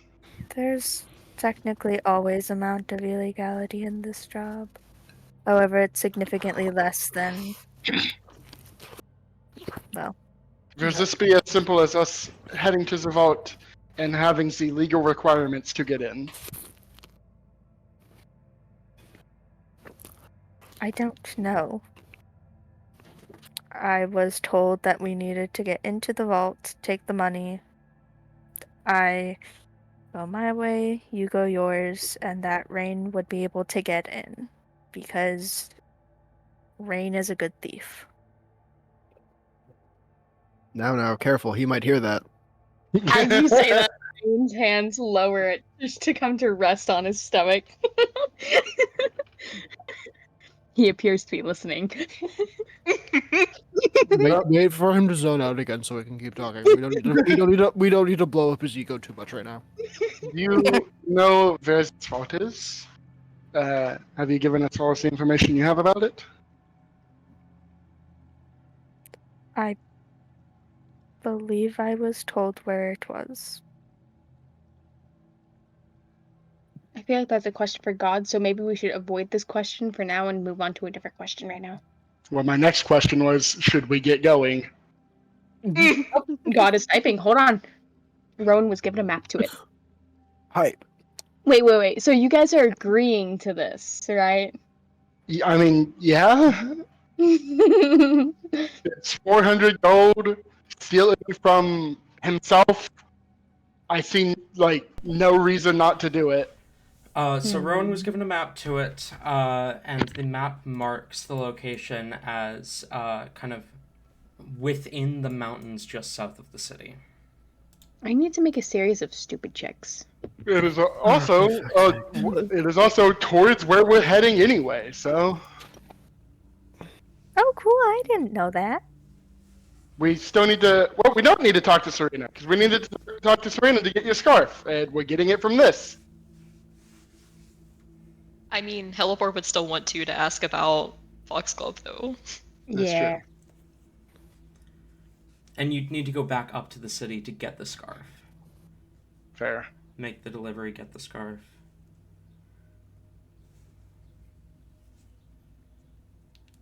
Because if Nyx could leave the city in the state that he's in, he'd just go to the stash himself. Fair enough. All right. Then Todd will just say, then I suppose we might as well get moving, yes? Lead the way, Rowan. Well, what is the results of those stupid checks we're doing? Well, We don't need as to you worry guys about that. go, as you guys We go can to just leave, skip past Rain those. remains on the bed. I might regret asking this. In fact, I'm already regretting opening my mouth. What is a stupid check? It is something I, as a player, and I, as characters, use to make good decisions or bad ones. Oh, so, okay. It's like real life. Oh yeah, no, those were to just okay. So Rain has 3 different segments that I have mapped out in a different server, and each of those checks is going to be a yes or no. Basically, the DC for all of those was in order: a 15, a 13, and a 10. He failed fucking all of those. So yeah, you guys are. It's gonna be fun tonight. Essentially, what's happening is we're not making any more progress today. Yeah, hold on. I gotta. Okay, progress. You're good for this to be have a second session, right, Noodles? Right? Because at this rate, This heist is gonna be a 2, maybe a 3-parter. with how things are going right now, I'd say lucky if we were be able to get any less than 4. Just join the campaign now. I mean, honey, that's my plan. we rented the room. We could just leave Rain here to go get the thing. No, but we need Rain to get in. We need Rain to get in. Rain is the only one of us that can lock pick. And you guys just agreed to this quest without Rain's input. Rain, I will carry you if I must. Let's get going. Hmm. I'm gonna go Rain- pick up Rain. Rain, I will hear you out. What are your objections? First of all, there are several objections. Originally, upon hearing this plan, I won't lie, I did think that it was a little annoying, stupid, idiotic, if you will. The fact that Nyx appears to be hiring us to not only make up a plan to steal from this place, but also to act out the plan. And we only walk away with 1/4 of it. 400 gold. It's really not that much in the grand scheme of things. A fair amount. I'm not gonna lie or anything. It's a decent amount, but upon learning that this is, in fact, Nyx's vault, well, it's a little easier to plan out, I feel, yes, but the only downside is now any benefits we might have gotten for potentially boosting our bounty or anything. Those just kind of went out the window, I feel, in a sense. The only one who wants to boost their bounty here is you.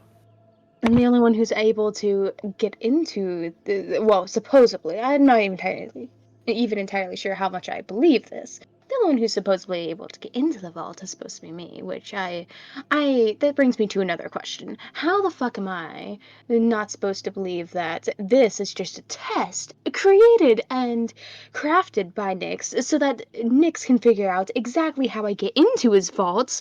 He can later steal the vaults better to make sure that I don't get into them next time. How long are we planning to listen to him rabble this time? Funny, like turns to Todd to say this. To Rain's credit, he holds all the power here. It would be foolish to believe that V could do this without him. And so, yes, it makes sense that V must meet his demands in some way. As Todd says this, Rain is going to roll over. I will go pay for a couple more days to go to this room, and Frank's gonna start working out. No, there's no need for that. Rain is going to sit on the bed and cross his legs, placing his hands on his lap, very refined, if you will. So, Rain, why did I see you doing that when you said that? So, Rain, what will it take for you to help us? Well, first of all, Rowan, you Your hand in marriage. No, Rain's not into that. He's Yeah, sorry, my bad. He only likes drow. My bad. Well, the drow and people with like weird pants. That's true. Yeah, that too. Pants wasn't Rain's fault. Oh, and head archmages, I guess. That too. Wait, what about Nyx?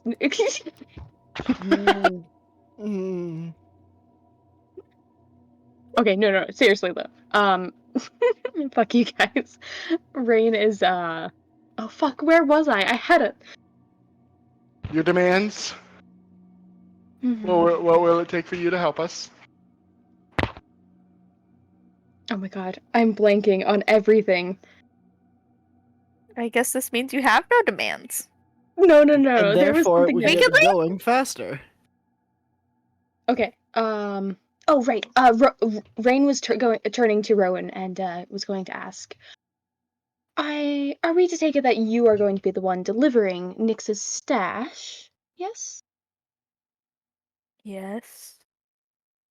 And do you know, is the stash purely money, or does it have more material means as well?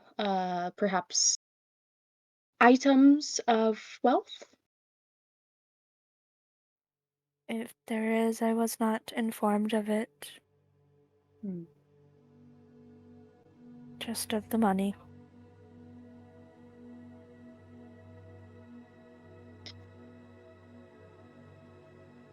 I still don't believe that this isn't a trap set up by Nyx. Then perhaps we allow you to open the vault and none of us watch, including Rowan. That might be for the best. If it is a trap, then you can just like show Nyx how good of a thief you are by like taking his stuff and like succeeding in it. Well, you see, Alibor, the thing is, any good magician, they do have a few tricks up their sleeve, but they do, of course, only have, well, that. A few tricks up their sleeve. If I reveal all my cards to everyone, especially Nyx, who already has half my deck in his hand, well, I kind of lost where I was going with this, but you catch my drift, I'm sure. Not even remotely. I mean, you're the world's greatest thief. You shouldn't have to use all your stuff just to get into, like, Nyx's vault, right? Oh, hard. You said that you're the better one out of the two of them, so, Really like, it's stroking probably that not ego. even that bad.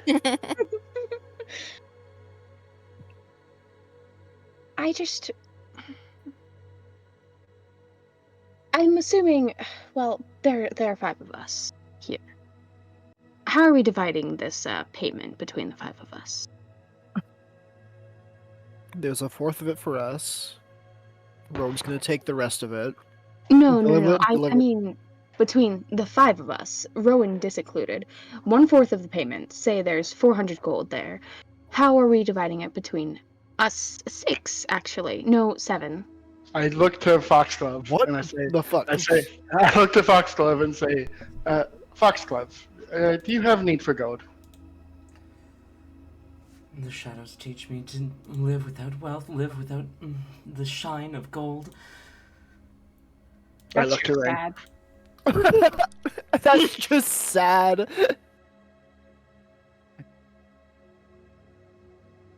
Well, I'm in character now. Hellebore gives Rain, like, the most earnest, genuine look, like, looking, like, pleading at this point. Like, she just wants to get out of the city. It's obvious. She doesn't want to do any of this. Rain, you can have all of my part if you'll just come with us. Rain is going to look towards Brennick and Todd. What about Marshall? Does Marshall need gold as well? I believe, given our shared objective and how important it is, it would be beneficial to us to treat party gold as party gold. I don't think the lines between... You guys are not getting a hold of my pockets, no thank you. I might go out of my way to pay for things for you all every once in a while, but I will more than willing buy you food and whatnot, but... Rain, given what we are up against and the things that we must do you really want to put gold above the success of the party? In the grand scheme of things, though, how important is it that we do this for Nyx? You want your scarf, right? Indeed, but why can't I just go find Nyx and, get the scarf myself, Because we're trying to be on his good side, remember? And personally, I would like to be paid for the work. How You would- much exactly it are would- you owed? It would be quite rude of you to deny Rowan's their payment. Well, you see, you need money, right? Rain is going to stand up and approach Rowan at this point. Fergus tall is is gonna Rowan? get in the way. You are not going to offer him a better deal. This is not happening. We know the story. How tall is Rowan, Rain, for context? Are you... How tall is Rowan? Yes. 6'2". Oh my fucking god, what? I thought he was small. No, I made him tall because all my characters are always super short, so I made him and Jess. Oh my god, I was gonna have Rain Rowan look and down on Fernick him. shaking hands emoji, tallest in the group. Yay! How tall is Fernick? 6'3". Yeah. So I guess Rain looks up. Wait, this means Rowan's terrified of this short-ass man. Yeah? You me?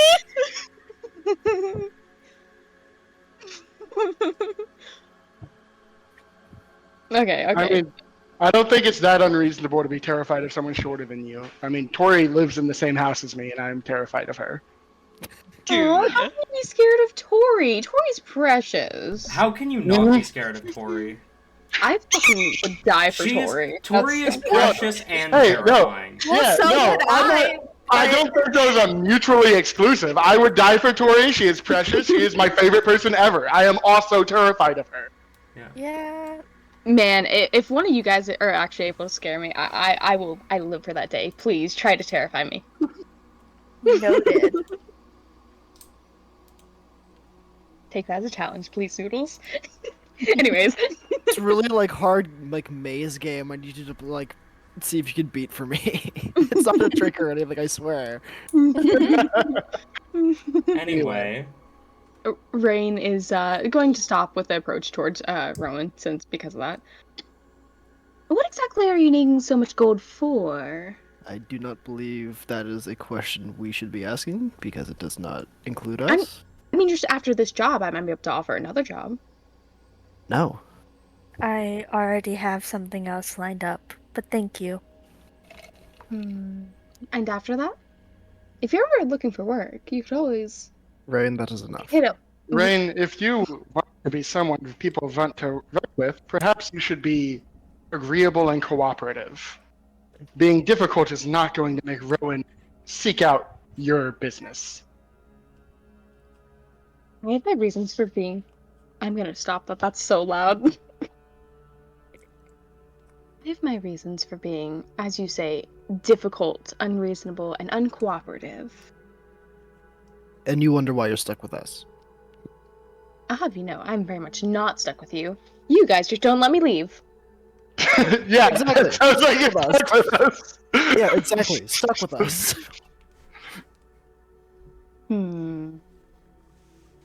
Where's this vault? Do you have a map or at least some vague location? Something. Give us something. Yes, weird. I That was have already. a map. Can we see it? Yes. Not until you agree to help. Rain, wait, does Todd say that? Yes. Alright, with another shower of sparks, Rain is going to snap his fingers, grinning, and just point at, Todd, like, finally, someone gets it. Yes! That right there. That is the intelligence we need. About time one of you showed it. I've been having to hold your hand for this so much. Anyways.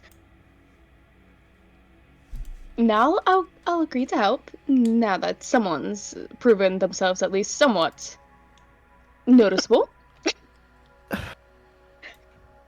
I hate it here. Can we get that in writing? Hmm. I look to Rain.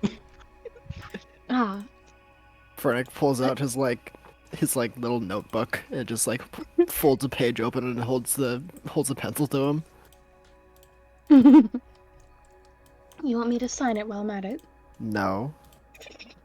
If you sign it, I will be burning it. So, now that'll help, but can I see the map now?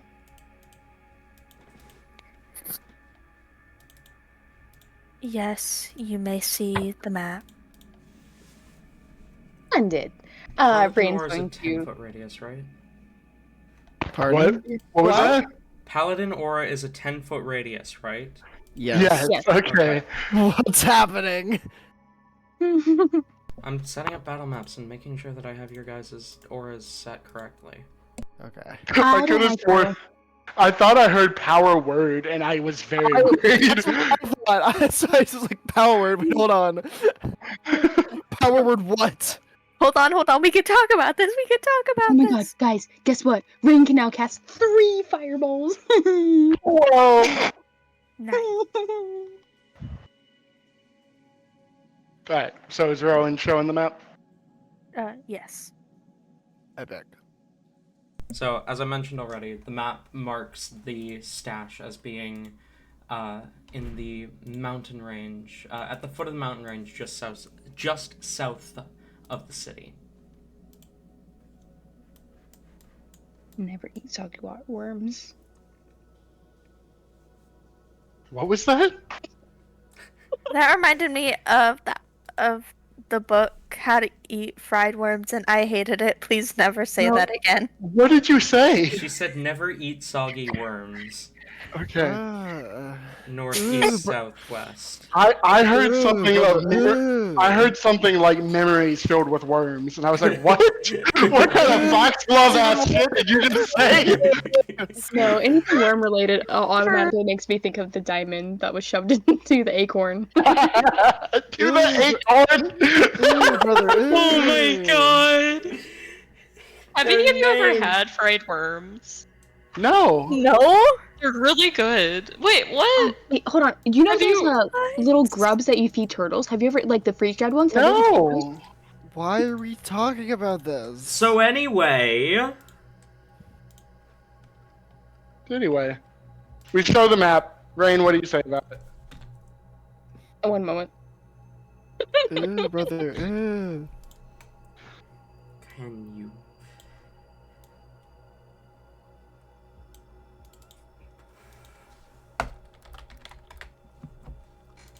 They were cheddar cheese flavored, if that helps. What? What does that mean? No, because I Yes, Oh, yes, it was a wait. candy Okay. store. Yes, it's a Yeah, candy okay, store. I It's know. the ones that sell like the worms. Yeah. Yeah, I know. I remember you getting something like that, and me being like, "Why?" Wait, have you ever had any form of like the sucker? Guys, scorpion can we or focus on session? Yeah, we do. We do need to get this plot done so that Noodles can return to school when necessary. anything? Don't encourage me to make us go slower.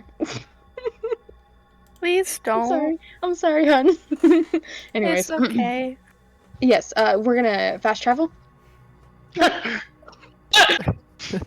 We see the map. We know where the location is. We fast travel. hmm Mm-hmm. We actually just happen to have a waypoint right next to that, so. Yeah, Mhm. it's so works. convenient, almost like I did that on We attune to the ether stone in the neighboring city. So, Mhm. You are in the neighboring city. and am I wrong? Anyway. You travel, making your way south of the city, and towards the mountains. Following the map, you are able to find the location that you're being guided to. As you find the foot of the mountain, the map provides then a guide away from the road. A kind of description of where you need to travel. Making your way along the edge of the mountain, eventually you find what appears to be an overgrown stone door embedded into the mountain itself, bearing a mark, a runic symbol that none of you, save for one of you, fuck it, save for two of you, recognize. Todd and Hellebore, you recognize the old celestial rune for death. Hmm. More specifically, mourning death.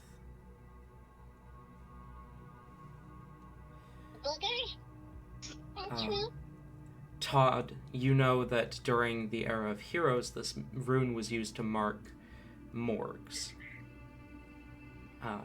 Or places that would nowadays be referred to as tombs, with how ancient they are. Hmm. I also, correct me if I'm wrong, DM, but I can't imagine this is incorrect. It is like an incredible faux pas to disturb these things, yes? Yes. Very, very taboo. However, This it is- probably yeah, it has is- already been disturbed. it is incredibly faux pas to disturb these, but you can see, like, signs of regular activity in this area. Mm-hmm. Signs that this door has been opened and closed quite a few times, but has been intentionally left to appear overgrown. Okay. Todd, like, there is a moment of, like, as he sees the symbol, he's like, what the fuck? And then he just kind of sighs in a disappointed way, disappointed at the world. And this is the place then? Hellebore sees it and like her ears just droop as like you can see the fear rising.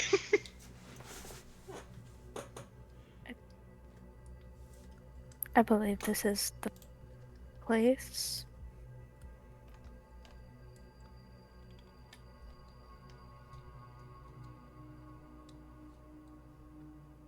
Nyx didn't mention any ghosts, did he?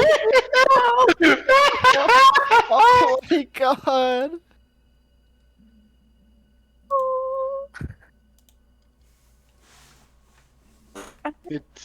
We'll be Um, fine, Halibor. I'm sure we can handle anything inside. I was not told about ghosts, but should a ghost come, I shall do my best to protect you. Tail starts like rhythmically kind of like swaying back as she lifts her ears a little bit. Oh! That makes it slightly better. I am glad. Okay, I know we said that Rain would be the one that we needed to open the door, but I would argue that Todd would at least believe he would know how to open this door, yes? If it's been modified, then it's been modified, but I feel like Todd would have an idea of how... Todd would Yeah. believe that you would open this door by turning the door handle. Oh, I thought this was a big, like, stone wall with a symbol in it, that it was like a secret door. No, I distinctly described a stone No, door. yeah, there he. Okay, Yeah, no, my bad. John's a stone door. Alright, I opened the door. You You died. open the door. The door is unlocked and it opens. Impossible. This door's a trap. That's weird. Alright. I enter. All right. So, you enter into the tomb.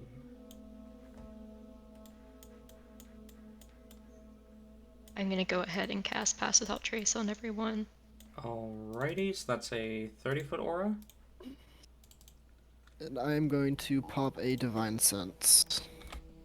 Nothing within your sight catches that. Neat.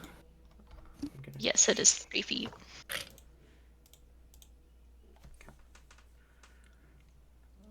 So, as you enter into the tomb,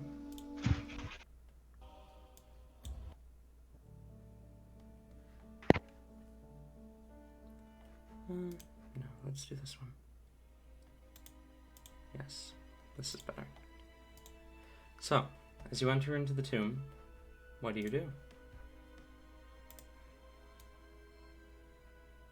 Your mom. You Whoa! do see a single torch sitting kind of on the desk ahead of you. If you can't see scroll down, you should be able to see if you scroll down. Yeah, I did. You did? Oh, I didn't give you vision. That's why. I'm so smart. Thank you. On the table ahead Rowan of is you, canonically blind. on the table ahead of you, there is a torch. It appears to be lit, but the flame is like dying.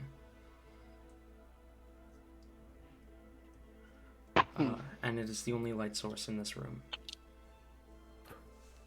Can Rain approach the torch and try to figure out, by chance, how long this torch has been burning for? Go ahead and roll a nature check for me as you approach the torch. So that would put you up here. Nature. 18? 18. By the looks of this torch, it's immediately you gather it is a kind of almost like a knockoff version of an ever-burning torch. It is magically enchanted to burn longer, but not infinitely. Probably some cheap like cost cutting that Nyx did. But you gather it has likely been burning for about a week. Alright, Rain is gonna pick up the torch and he would like to use So, question. Mm-hmm. Can he use prestidigitation to just blow out the torch? Yeah. Okay, he's gonna do that and take the torch. Sorry for those of you who might not be able to see in the dark. Okay. I think. I think that is just me. We can't see in the dark. Todd will activate his glaive so that Okay. it will give off the light. Yes. Rain walks up to the table, just puts everyone in the dark. Todd, really, Rain?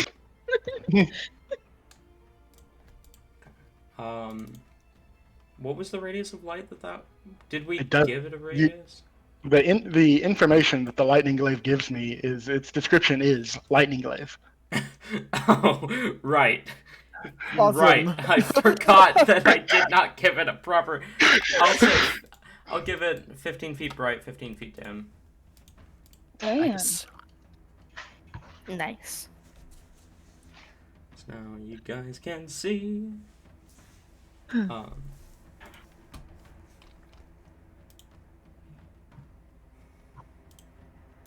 Well, Rain, this is your area of expertise. Lead the way.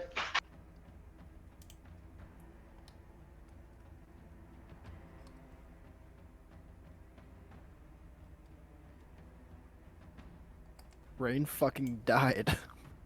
Right. I stab Rain. What the fuck? Several times, just to make sure. Okay, sorry. My browser's being weird. My Windows updated.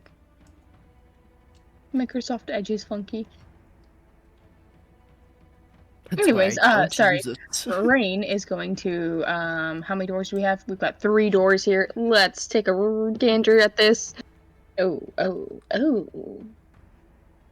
Okay, then. What? You didn't Rain- do anything. Oh, no, I did something. Just, you don't know what Rain did. Rain would like to attempt to open this door here. Okay, the door opens. Boom. Alright. Now, is there anything noticeable that, like, screams trap? Roll investigation.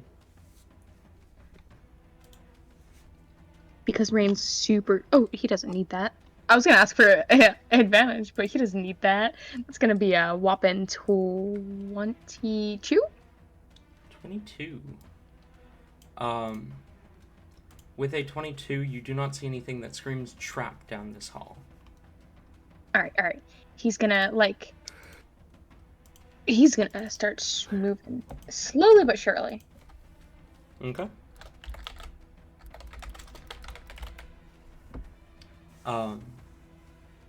You also don't see anything that screams trap down that hall. Using the same roll from earlier.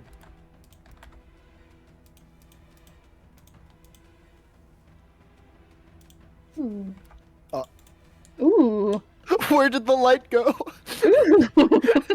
The door closed. It was terrifying.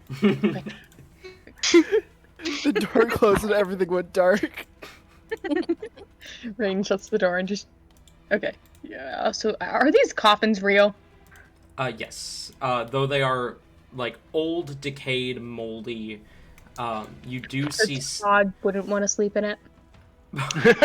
You I'd have to do, clean it first. you do see skeletal remains within a couple of them. And they do not look like they have been disturbed by whoever has been through here. I would like to say that I am probably following close behind Rain. Okay. And if I see him, like, even move to disturb those, I am stopping him. See, you'd see Rain actually move to get closer to, like, look at them, but he doesn't actually... Okay. There's definitely, like, a spark of interest in disturbing them, but he moves towards them and, like, crouches down next to the coffin, not touching it or anything, but, I feel like it would make sense for Todd to think Rain is attempting to disturb them. Then I will put my hand out and, like, catch his shoulder as he gets closer. I'm trying to see if they are possibly traps. Something that could be, well, Can I use if it? you... Wait, Fernick used a divine sense earlier. Is that still active? It wouldn't have been. Don't think so. I will use one now then. They do not ping as undead. Nothing that you wouldn't expect to ping pings. Okay. Then Todd will shake his head and say, "They are not trapped. Not in any way that matters." Standing up, Rain does like a double take at the body slowly. But he stands up and does move along. But shinies. Well, at least that will help. Like also So- during that, Halibor would have like bugged her eyes out at this. Rain, you don't do that. In the books, they always grab people when you get close.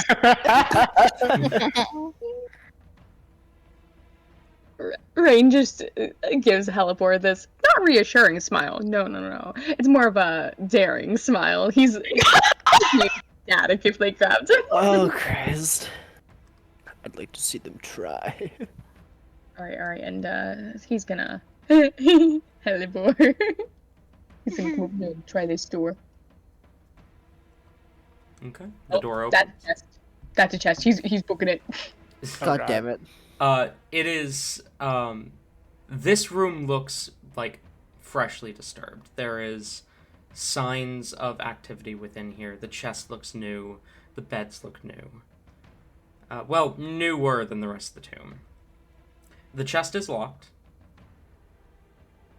Not for long. Check if it's trapped first. True. You're checking for traps. Roll investigation for me.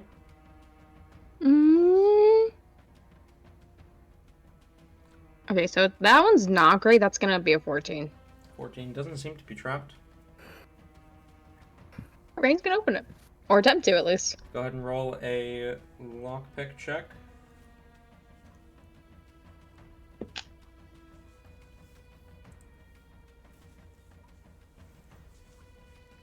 $15?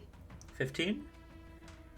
Mhm. You slip your lockpick into the keyhole of the chest, and with one simple turn, click, comes undone. Alright, peering inside. What are the goodies? Give us the... No, it's an empty chest. This chest contains a small stack of clothing, a small bit of non-perishable foods, a pouch that contains 10 gold, and a book, a leather-bound journal. Alright, Rain's taking the book and the gold, Okay. and a set of clothes. Okay. New disguises to make new characters with. Reading the journal. Do you flip through it? No, he'll just put it away for later. Okay. I'll have to remember that you have that. Oh, darn, I'm putting it down in the other possessions. Okay. There are, by the way, 8 beds in here. These 4 sets of bunk beds. Alright, do each of them have a chest, or just that one? There is a chest at the foot of each bed, yes. Alright. Oh, Christ, we're gonna be here a while. I'm just going to hand wave the checks. You're able to get each open. Each contains very similar items. Replacing the journal with probably another trinket or personal item. But you can go ahead and add a total of 35 more gold to your inventory. See, Rain will pass out 5 gold to the others, and as he does this, he'll hand over he'll hand over Tots and just like with a smile say, "Here's the party gold." God damn. That is savage. I'm so sorry. No, that is gold. That's great. Quite literally. Oh my gosh.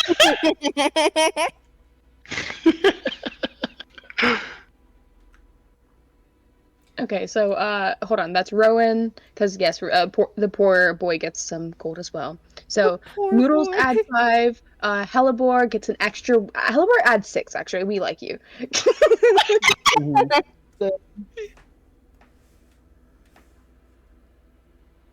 Oliver looks so thankful. And then Fernic, Todd, and Rowan. So minus 15. Sorry, I'm just calculating how much gold. Okay, so we earned a pretty penny from that.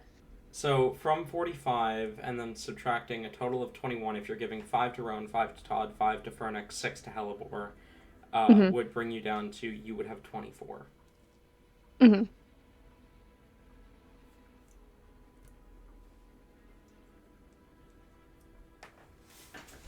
Okay. All Okay. right. The other 4 just small trinkets, because Rain is horror for trinkets. What were those? We'll call it 1/2 of a friendship bracelet. Oh. That's sad and fucked up. An Baby amulet. tears never worn. An amulet bearing a picture of what seems to be a man and 2 elven men. They don't look similar, so they likely are not brothers. Be them friends or lovers, you have no idea. And the third one is a small collection of boxes that each contain basically like 1,000-piece puzzle in them. So 3, we'll call it 3 puzzles. Talon, you ain't gonna let us find this other freaking piece of the friendship bracelet so me and Rain can have matching ones because I'm begging. Not within these chests. Hellebore and Rain having friendship bracelets that they stole is so Hellebore and Rain. That is That's the best fucking It idea. makes too much sense. Jesus Christ. Not in these chests. But I Because do Rain's know gonna where. I do Begging know. you. Ooh. I do know where the other half is. Ooh. Oh no. Rain's Can gonna we find just out. have like a shining trail leading to there? can we- just can we the have next the- quest? Can we have the World of Warcraft trail showing you where to go? I want to know, while Rain is doing this, can I try to determine how recent people were here? Go ahead and roll either investigation or nature. All right. Pretty good. Investigation or nature. My nature is better, so that would be a total of 17. 17. One of the chests looks like it should contain much more than it does. And based on kind of movement throughout, you gather this hasn't been visited to its full capacity in over a week, but someone's been here in the last 24 hours. The other owner of the friendship bracelet. While Rain is dealing out the gold, Todd will speak up and say, people have been here recently. For all we know, someone might still be here.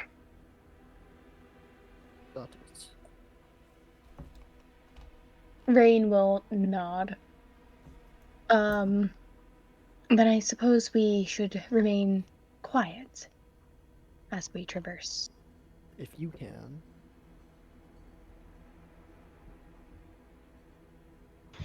Now, I think we've gone far enough this direction. Let's go back and just, There's still a door over there.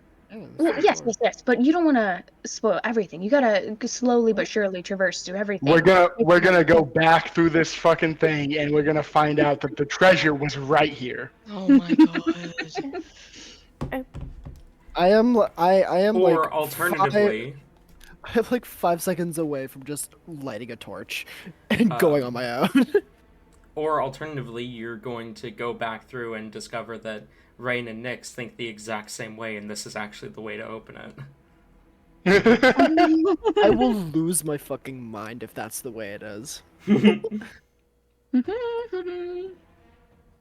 Don't me.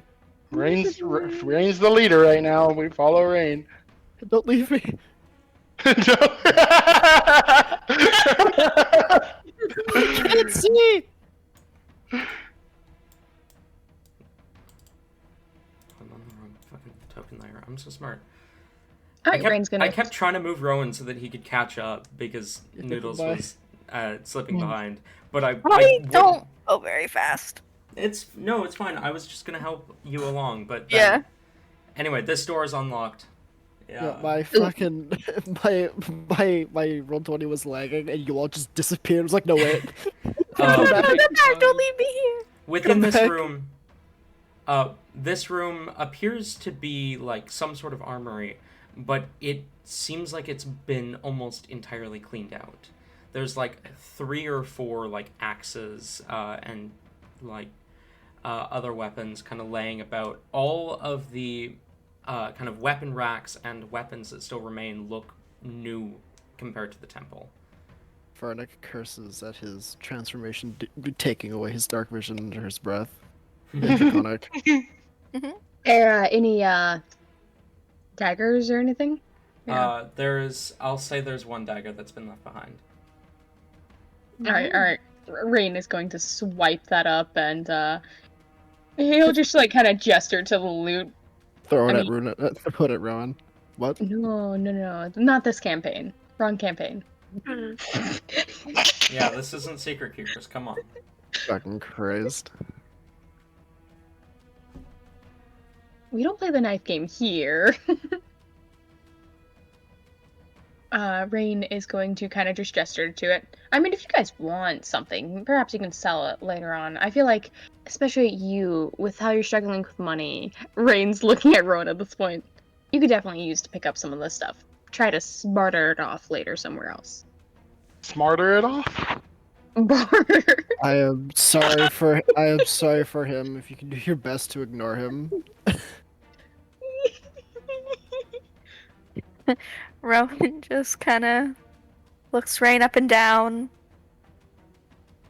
before kind of doing the thing where you like clap and put your hands together before you say something.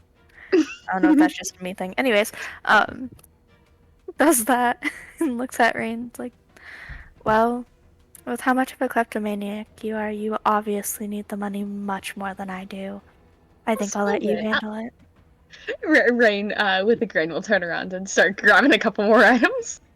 Can we keep this one? I like him.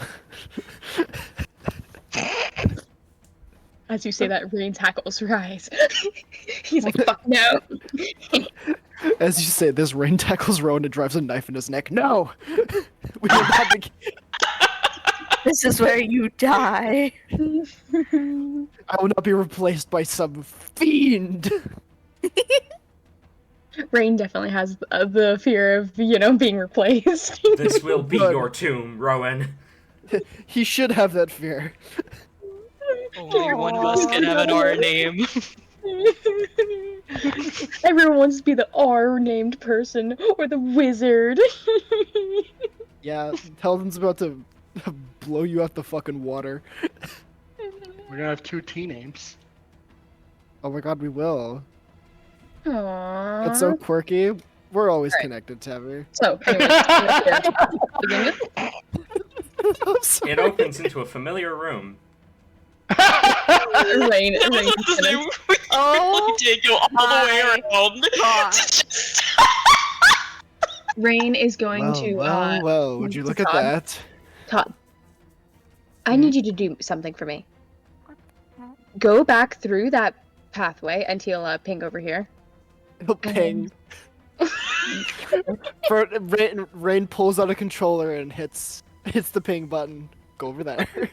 And some magic markers appears. You want Follow me to go? that pathway. Back around to the front. Why? in case, just trust me. No, wait, Todd can't leave because otherwise I can't see. Yes, Then I go am. with him. I am providing light. Then those who are blind, go with him. Anyone who can actually see in the dark and can make themselves useful, come with me. You need to be supervised. So one of us has to stay, but we both have to stay because otherwise I'm blind. Rain, it's like always a bad idea to split up though. Well, this is the only way In to spooky places. This is the only way to. tell if this is any form of multi-layered maze. Alright, just gonna like walk up and just open the store. I know the like general layout of this type of thing, right? Because like, I shake my head and say I have been to places like this before. This is not the case. Oh, you guys are no fun. Rain is Mind going shedding to... your light over here, please? Thank you, friend. Hey, what if there are traps? Wait, Rain, realizing that he's being left behind, is going to follow along.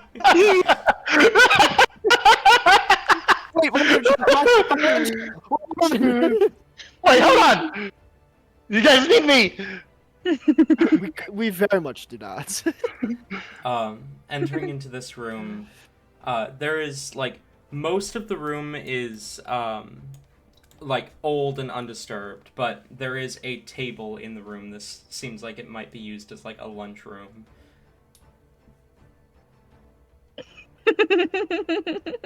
You don't trigger any traps by doing this. I'm just watching you all dart around the room like people are insane. I'd like to imagine wherever, like, whatever Todd is going for, and I guess following close behind because he's the only one he can see. I guess we're going this way. All right. Yep. He's got his tail like wrapped around his like hand or some shit, so he can't go Yep. far. Okay, hang on. Oh Back shit! up. Rain, the door directly above you, there is a sign that has been, like, nailed to it that says, "Warning, room flooded." Rain's going to it and opening it. Oh my god. I did say that Todd was right behind Rain. So. Oh no. I'm gonna die. Yeah. We're gonna die! We are dead! You open the door? Yeah, Rain's gonna open the door. Okay. You cannot put a sign that says not to do something without expecting Rain to go do that exact opposite. There is about 4 inches of water covering the floor in this room. Yeah, that's not that bad. All right. So is there like a dip in the room? So A little like. bit, yeah. Okay, so that the water doesn't come out to us. Alright, Rain's gonna go get his feet wet. Why? I'm gonna come to the edge. Is this water flowing? No, it is not. Okay. Is this water sanitary? It looks questionable to me. You can find out. Finding Nemo. It's from Tarzan. What? The, Oh, you're right. I was thinking of the jellyfish. Yeah. Oops.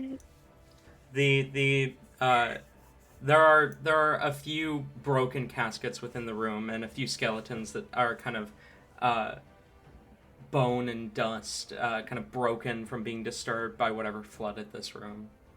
Okay, hold up. I just realized something. Let me look at something, guys. Oh no. Mm-hmm.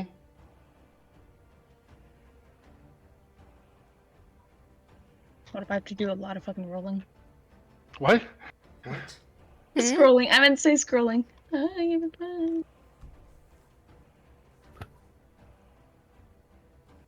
Don't leave me, husband. No. I was just checking. I was just coming over here to check if this was a hallway that goes down or if it was a door. Do not leave me. I cannot see. Okay. Just feeding the shippers today. So, Yes. for a little context, I- guys.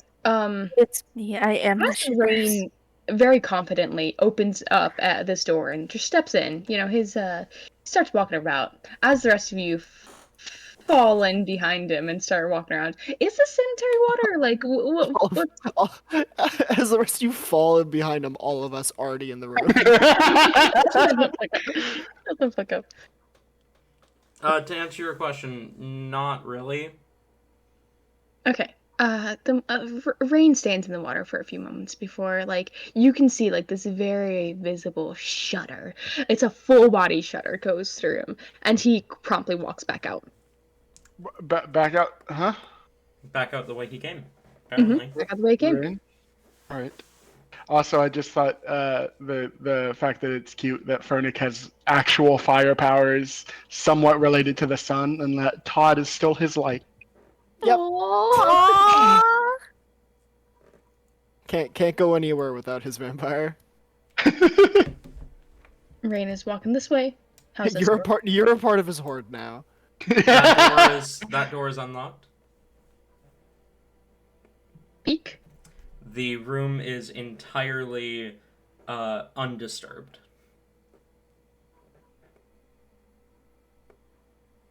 There is also nothing in the room. Whoa! Now it's disturbed. And lock Rain in the room. Now it's disturbed. I have a sneaking suspicion where this room goes. No, I bet you don't. You have no clue. Let's do this one. Let's do this one. Boom. That room appears to be some sort of study room. A bookshelf with some books that look new, kind of lining the shelf. There's a desk with some papers sitting on it. It all looks like it was abandoned in a hurry. Looking through the books, see what we find. All of them appear to be either ledgers from businesses, including a ledger from the Shadow Drop, or books just full of information on nobles within the Wusanine Empire and other people of power. How many books are here? There's about 15 on the shelf. All right. Rain is summoning Harbor. Oh my god. Harbor. Fernic is gonna look for his name and see if he's been of noted. I doubt it, but like, I'm curious now. Within these books, Fernic's name is not mentioned, as Fernic is a kingdom noble, technically. Ah, understandable. I have found a glitch in this map. I can Okay. I can occupy this space. I like how we all immediately went there. Someone finds a glitch, everyone rushes. Harbor appears. Meh. Okay. Rain is going to just there go any- to Harbor Yeah. and kind of gesture to the books. Yeah, is there any like names in here that he recognizes at least, or? Oh, certainly. Fantastic. And Any he knows personally? Probably not, but like maybe. knows personally, I'd say maybe. He's been wandering for a while, and I believe there'd definitely be, if nothing else, a like royal blacksmith or like high class blacksmith owner that's mentioned in here. This guy makes the best fajitas. Can Rowan also look around to see if there's anything of note to them? Okay. Flipping through the book, there's nothing that would be of note. Flipping through some of the books on the shelves, there's nothing that would be of note to Rowan. Though, Fernic, something that would kind of jump out at you is that, like, most of these books are full of blackmail information. Things that these nobles have done that could be a bad thing if they get out. But among the books, there is a name that you definitely recognize within your noble status, and anyone would recognize the last name, the family name. The name reads Rexillan Wusa, the imperial heir. Ooh. The book, the piece of information on him, and there's only one, details an affair that he had with a Sunian noble. Funky. Rain is going to start putting the books, kind of settling up the best ones, into Harper's saddlebag. Okay. The higher ranking the people that they have on the list, the more likely they are to go in the bag. Okay. And he'll carry any of the other ones that might.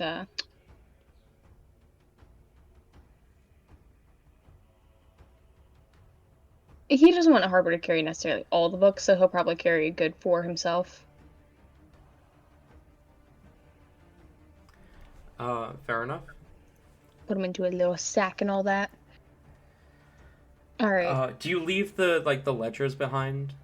Because I will say that the ledgers take up 10 of the 15 books. 10 of the 15 books. Ooh. And they're basically just like finance records. Now, Rain, you recognize the way these are written. Multiple of the locations, in fact, all 10 of the locations that ledgers are here for are money laundering schemes. Okay. What Rain's going to do instead is he's going to take a couple of them. Okay. He's going to, in his journal, write down the basics of the information for the other ones, just for a couple of them. That way he can, keep basically information on all the books, like where the locations might be and everything. Okay. And he's going to write down a few keynotes on them before I would say he'd probably take a good 4 ledgers. Okay. Actually, no, we'll make it 5 to make it half and half. Okay, so you grab 10 books total then. Yeah, 10 books total. Cool. All right, snapping to make Harbor disappear. Rain would thank Harbor before that. Hold on, you would thank Harbor. Yeah, I feel so bad. All right. All right. Todd, are you following Rain, or are you going to be stuck in the wall? I didn't realize we were moving on. Let's go. Husband, I need my light. This my husband. My life. Oh, husband, I require your light so I can see. Whoa! This is crazy. Crazy. Look where we ended up. As it leads back to yet another familiar room. No, we haven't been here before. All right. Damn. Rain is loving this. Now that we've gone in and out, he's going to walk to the front door here, walk back up here, walk into here, and walk back out, and walk over here, and go in the middle. Okay. Let you guys catch up. There we go, Rowan. Rain. Rowan might stab you. Come on, this is funny. You're enjoying it. Alright, Rain's gonna try this door here. Okay, it is unlocked. There's a hallway. Whoa. Do you go through the hall? Hang on. You go through the hallway. Shit. Oh shit. Oh wait. We were lured into a false sense of security. Rain, dex save, please. I feel like this makes sense too, because Rain would totally be like, okay, this is fun, and he's way into the excitement of it. He forgets to check the traps. That's gonna be a natural 20 though. Okay. 22. You hear the click as you step on a pressure plate about halfway through the hall, and quickly step back as this rusty fucking axe drops and ting clangs into the wall and then just kind of hangs in the center. It looks like whatever trap you just triggered has been here since this tomb's creation. Yeah, it hangs for a moment and then the axe head just falls off the rest of the handle. Try down, right? Rain is just absolutely beaming with energy right now. Grinning, he'll turn back to the rest of the group. See, told you there'd be traps. Yes. All right, now we'll attempt Thank to. the gods we have you. I wouldn't, but go off, King. You open the door and you find 6 like kind of stone coffins, each with a skeleton inside. Rain's gonna come over here and open this door just to check. Okay. Hallway. Divine sense for the coffins, real fast. All 6 ping as undead. Guys, Okay. careful. Mhm. Yep, he will relay this and will mention that these are undead, so be careful. Alright, Rain is going to keep walking this way. Okay. Just check this hallway. Okay. No idea what this could There's- possibly lead to. Husband. There is a door at the end with a note pinned to it that reads, "Room flooded. Do not enter." Oh, I wonder where that goes. Whoa! This You is open it? insane. It's like a maze. And then he'll like seeing the water again. He's going to stick to the edge, trying to not step in the water. I push him in. Cry, you would cry. You enter Fine. into the familiar flooded room. All right, he's gonna try to jump over here. Okay, roll acrobatics to make that jump without touching the water. Please eat shit. Please eat shit. It will be so funny if you eat shit. That's gonna be a 10. You eat shit. Oh, fuck you! Fuck you! The DC was 11. Face full of water. Hellebore, are you keeping up? Halibor, we What? lost you. Oh, she might have crashed. Oh no. Tori, no, come back. Oh, I need no. you. Tori. Whoa, hold on. I'm just gonna put Hellebore in there.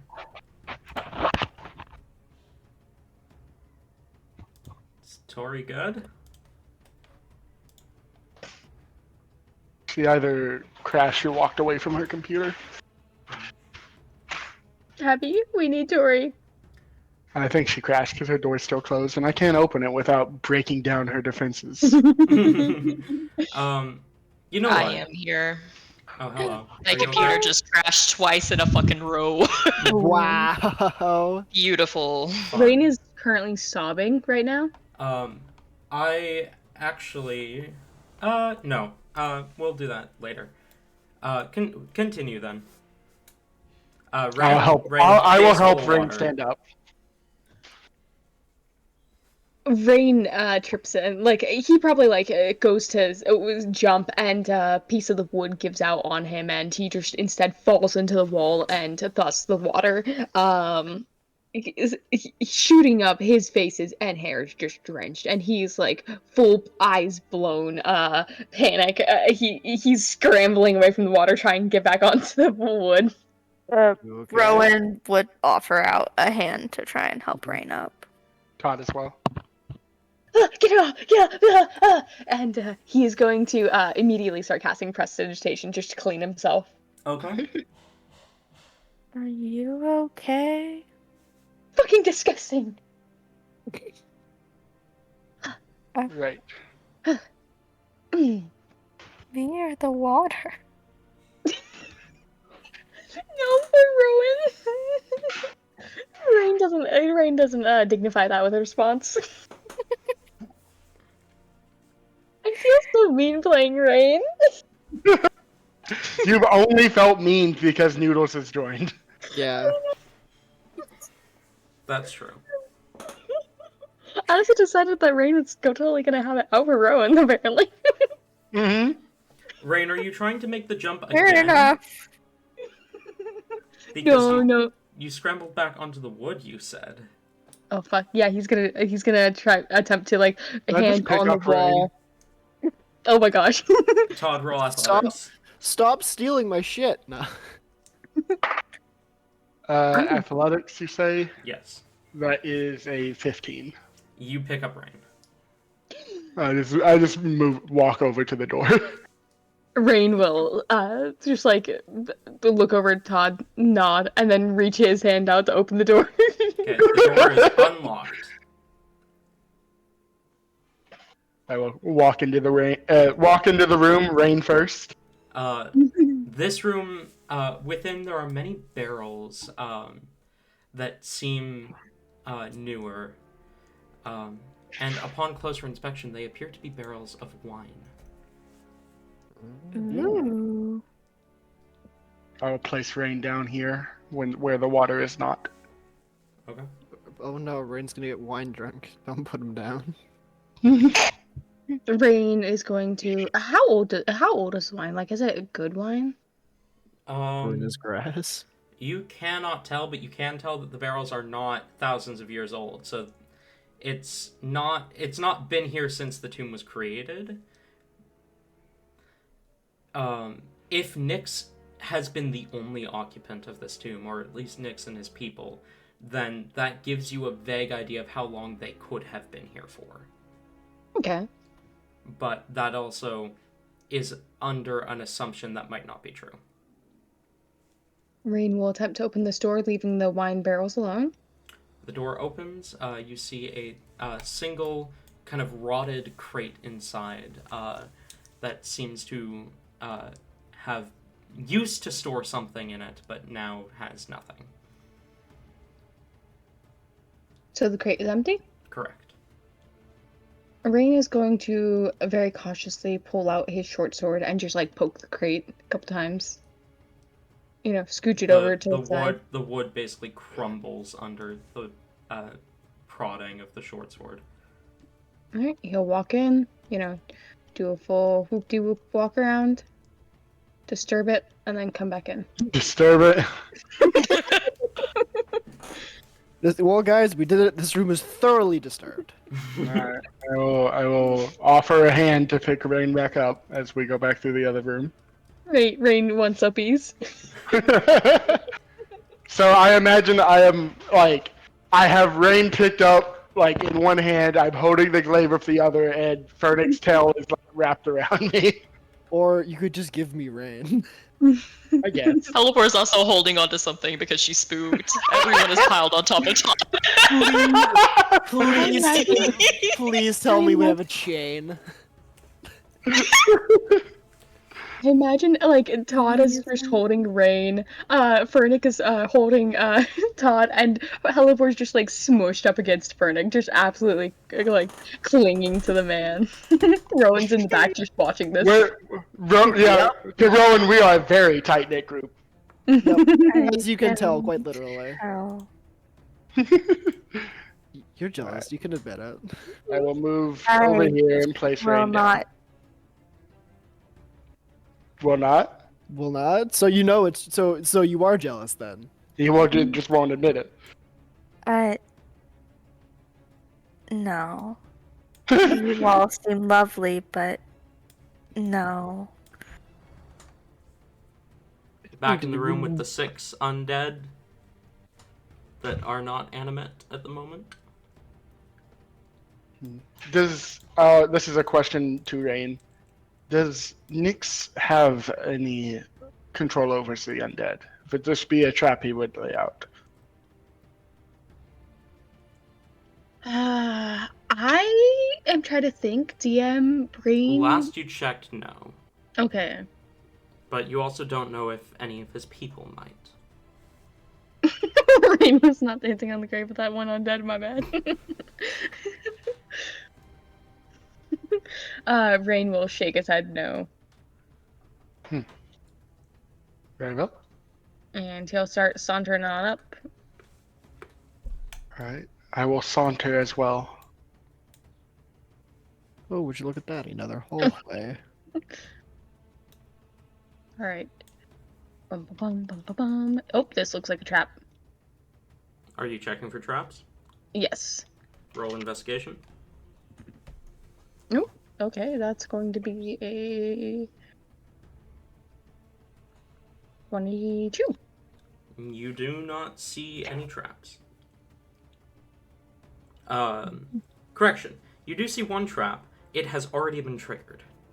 There is like a broken. There's like 3 arrows embedded in the wall along the stairs, and a kind of released crossbow trap. No, Tori, please come back. Yeah, I need you. Tori's messaging me. Tori's crashed 3 times in the past 15 minutes. Oh my Jeez. Oh no. god. You I good, need Tor? Support. Just Well, playing I- Philippines. What the fuck is up with your computer? I spent $1,800 on this. I just want you to know. Damn. Should have gone big and gone for Like- 2,000. I'm sorry. I just spent $1,500 on a hotel. Jesus Christ. The 2001 actually has in its description that it doesn't crash during D&D. Mhm. I know. All right, Rain is going to step forth. Okay. I'll step fifth. Entering into the room, there are 4 statues, each with a stone coffin at their feet. These stone coffins are empty, but Todd, you actually recognize the 4 figures the statues depict. Mhm. They were the 4 most trusted generals of Akir. Akir! Again, it's like we're in like his land or something. In addition, there are 2 open stone coffins with 2 more skeletons inside. Define sense. The 2 at the end, these 2 are both undead. Gotcha. Careful, Rain. As this is a place associated with Akir. If we do fight these undeads, they are likely to be strong. Duly noted. And Alright. forgotten. I mean, Rain wouldn't say the last part, but Do you attempt to open that door? yeah. You put your hand on it? Oh god. No. Yeah. Okay, you put your hand on the door. You attempt to open it, and it is locked. Fuck you. Rain opens the door. It doesn't open. He jiggles a little bit. Well, guess it's rusted shut. We go home now. Turning back to the rest of the group, he just like, what is everyone's like? How's everyone feeling? Todd looks slightly amused and like tilts his head. It just says, "Did we only bring you to open unlocked doors?" Aw, you know me too well. You guys should get up here, though. Okay.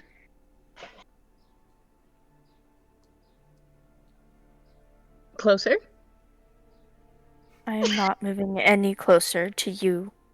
All right, we've got Damn. one unfilled space right here, guys. We've got one unfilled space. I need to Oh stand next to my husband. god! I feel as though you might explode, and I don't know why, but I do not feel like it is a good idea for me to stand next to you. Perhaps. All right, Rand's gonna turn to put his focus onto this door and try to open it. And I saw that, Tori. Go ahead, roll lockpicking. Gotta be right by Todd. Oh, that is going to be a 17. It's a little bit more of a struggle, but you do manage to get the door open. Or at least unlocked. Oh, okay. Well, he would open it. Yeah, you push the door open and it opens. All right. Check for traps. Do. Roll investigation. You do see 2 chests within the room that appear very much newer in design. Go ahead and roll your investigation to check for traps. That's going to be a 16. 16. There is a rune on this chest that appears to be some sort of activation rune, but all it does, activation-wise, is just send a signal. Rain's going to walk over here to this chest then and open this chest. Okay. It is locked. All right. Let's fix that problem. Roll lockpicking. Oh boy. Okay, so that one's going to be a 9. You fail to unlock the chest. All right, Rain. Rain. Like fails to unlock it. He turns to look at the others, smiles, and just pulls out his short sword and just starts wailing on the fucking chest. This chest requires a more delicate approach. Pulls out the gun. He's opening this fucking chest one way or another. Are you sure? Yes. You're fine. We'll give it a more dignified response. We'll Eldritch Blast it open. Do you not have another set of thieves' tools? It pissed him off. He's not gonna bother trying to. Okay. Okay. I swear to God, if the friendship bracelet's in there and you destroy it, I'm gonna cry. Wait, no. It wouldn't like destroy it. He's going for like the locking mechanism itself. You Eldritch Blast it. Do you have Repelling Blast? What's Repelling Blast? It's an... No, you don't, because you're not a warlock. Yes, you are, but you don't have Eldritch Invocations yet.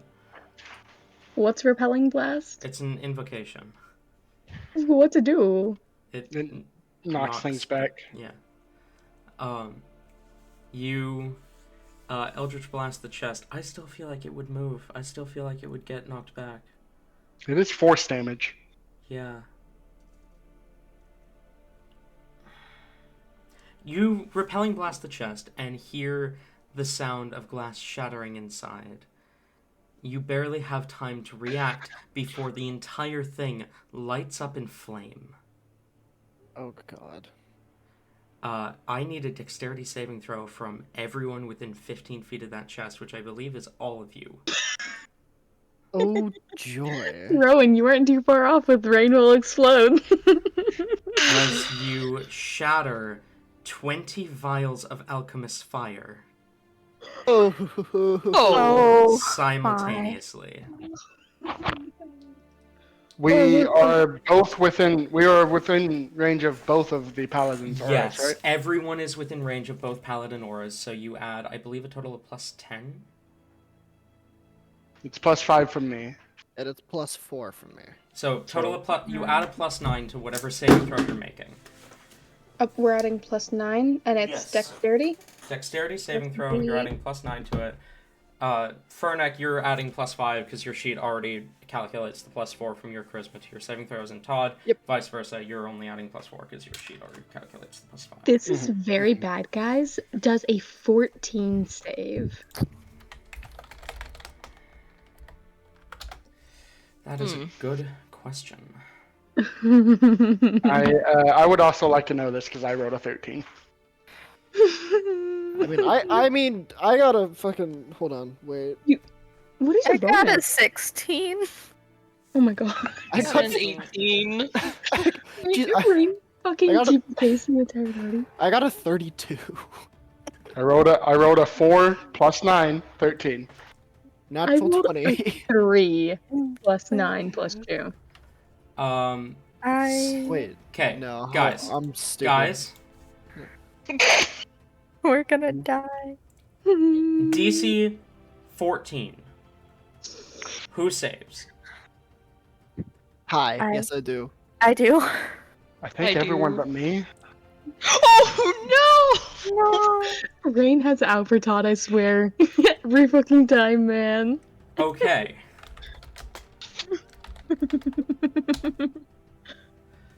I don't feel sorry anymore.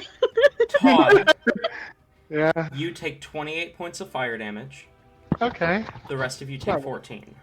That do- gets oh my halved God. to 7. I'm gonna use my reaction. How many times can I do this actually? It's just every reaction, yeah. Yeah, I'm I'm gonna use my reaction to take Rain's damage. Wait, what?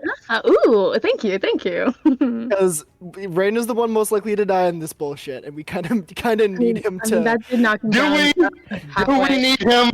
just to be safe. Thank you. I appreciate it. I imagine Fernick just like dives in front of fucking shields Rain. No, if anyone who takes damage within 10 feet of me, I can use my reaction to take the damage instead.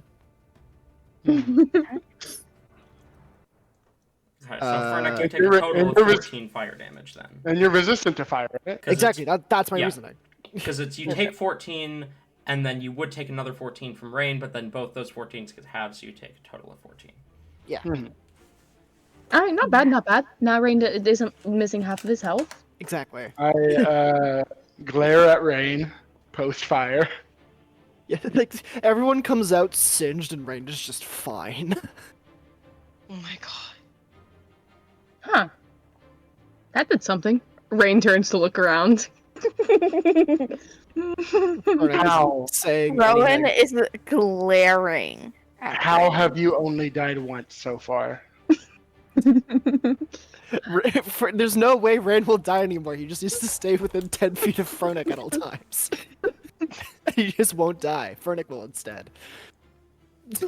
Was that an actual Todd comment? Yes. Okay, Ranger still smile and shrug. Luck, I guess.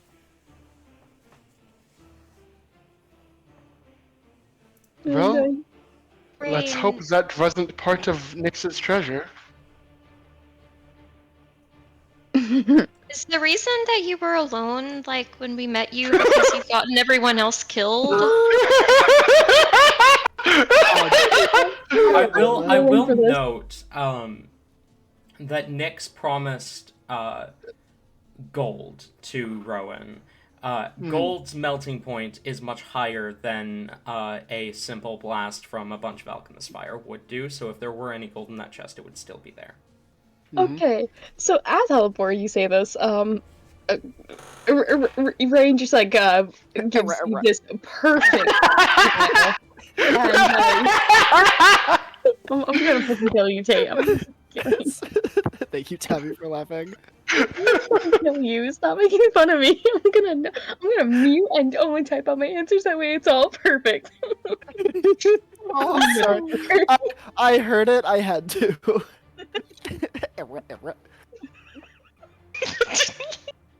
I'm sorry. Go on, Ayla. My poor Ayla. Whatever shall we do? We know she deserves this. After how much of an asshole I'm being to Noodles, yes. Yeah, to Noodles. Yeah, to Noodles. I don't mind. I can handle it. You're allowed to be mean to me, especially in character. It's okay. It is Don't worry. encouraged in character. Don't worry, darling. I'm having way too much fun with this. Oh, Heck, make me cry. It's fine. Make me cry, damn. What does Rain say? Rain, Heliport, you say this, and you guys probably, for a brief moment, see just like, he gives this very deep stare, zoning out for a brief moment before immediately snapping back, giving off this perfect smile, and just laugh it off. Oh no, I've always been alone, don't worry. Can I look inside the chest? The one that just exploded? Yeah, see if There- there was other things in there. There is no chest left, first of all. Okay. Second of all, you see a bunch of shattered glass, a pile of burning liquid, and nothing else. Burning like potion racks that are basically already ash, but nothing else within Honestly? that chest. Looking at this mess, Rain will just say, honestly, I feel like this is whoever's fault who packaged it like that. Rain. Seems like it might have been intentional. Mm-hmm. Huh. Anyways, To deal with a certain someone. is there anything else in this room? There's There the is chest the that's trap trapped. chest. Alright. Can Rain pick up said trap chest without... would Rain know if moving said trap chest would activate it?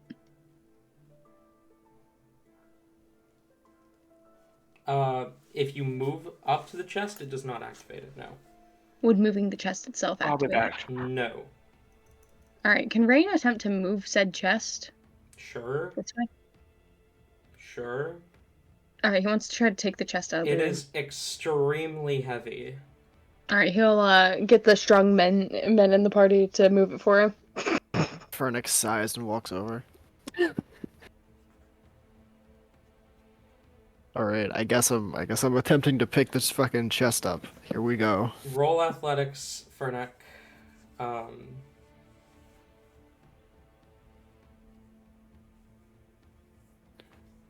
are you here?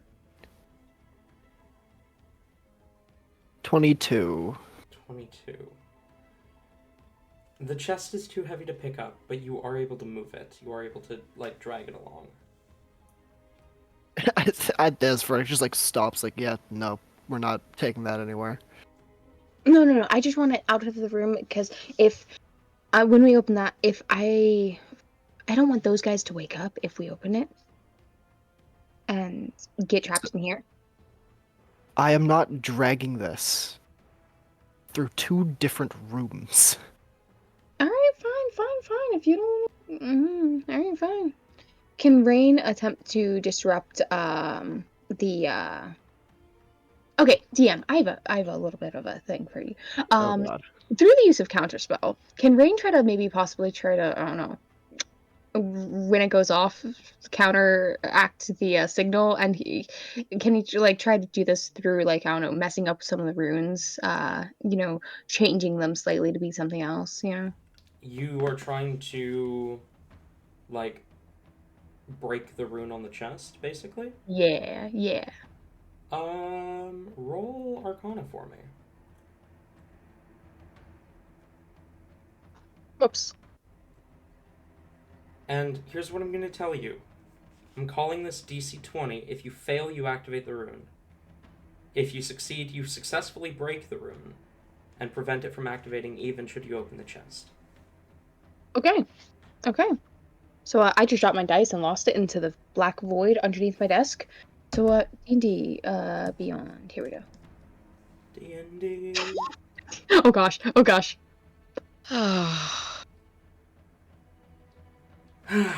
Alright. So we're going to go ahead and call break there. We will be back in 10 minutes at 50 past the hour. Alright, sounds like a plan. I hope you guys are ready for that TPK. I just looked at my God. desk. It got a natural 1.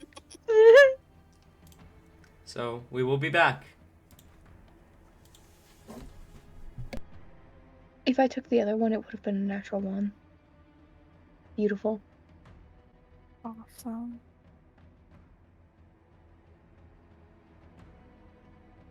Wait, I've got more dice under here. I have so much dice underneath my fucking desk. I drop it way too much. That's fair. I am so glad you are joined us, Noodles. I am also glad. I miss playing D&D with you guys. I missed you. Aww. Oh, I will be right back. I'm gonna go grab a drink. Okay.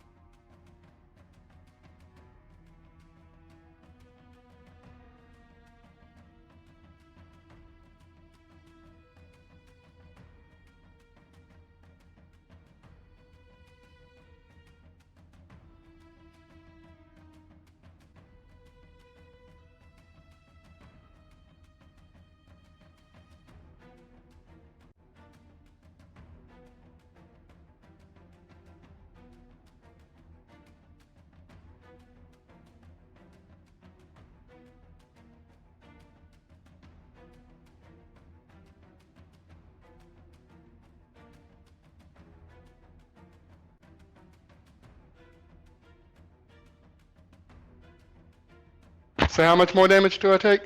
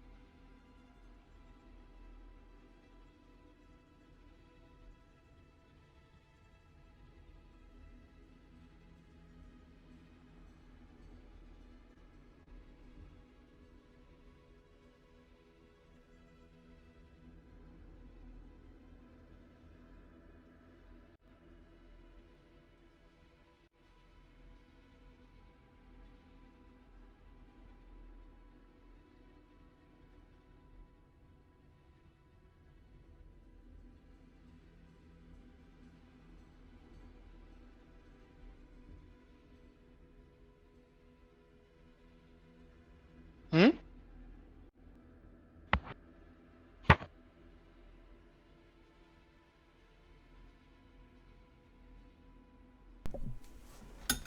Yellow.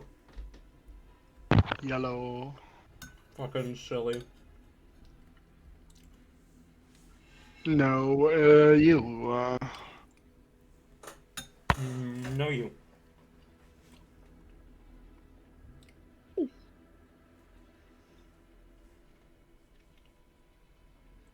So cold. God. All right. Are we all back? So how much damage? How much damage did I take? You took 28 fire. That is so That'd be from the new trap. No, the new trap. I kid. I joke. Hi. I know, this is so fucking cool. All right. Is everyone back? I think so. I am back. Noodles, Tate, I'm here. Tate.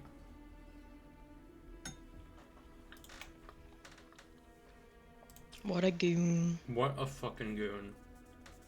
How dare he? How dare he not be back yet?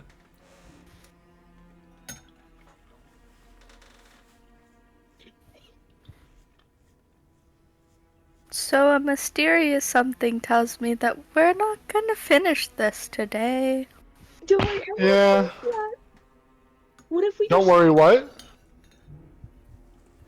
What if we just kill What if we just do what? What if we just kill Rowan and he can pull a rain and come back? How does that solve the issue? Because then Needle's gonna be gone next session, you know? We just have Rowan dramatically die. It's definitely not, you know. I love Rowan as a player. Do you? I do! Noodles, No. I do love him as a player, and I love him as a character from a player's perspective. I don't like him as from Rain's perspective. No, Mhm. actually, I think Rain does. We're fucking working. You're doing great, honey. I'm so proud of you. nose is so fucking cold. Can you stay away? Oh my god. Sorry, the cat is Wow. he wants to cuddle. All right. Hello, Tate. Welcome back. So, Rain, as you attempt to scratch out the sigil, the magic releases. And for a second you're like, hell yeah! Until you begin to hear movement. The sound of bone scraping against itself, and skeletal warriors beginning to animate. And see, this Vernick is why I wanted it out. And Rain's gonna come over here and close the door. Oh my. I don't see why moving it out of the room would change the fact that it would. Oh god. Can I have you all please roll initiative? Alright. Does Rain get the door, like, closed before Yeah, I'll allow it. we make, like, oh no, stealth checks, make sure. Oh shit. I hate this. I'm not playing D&D anymore. I quit. I don't like that. Did you both get natural 20s?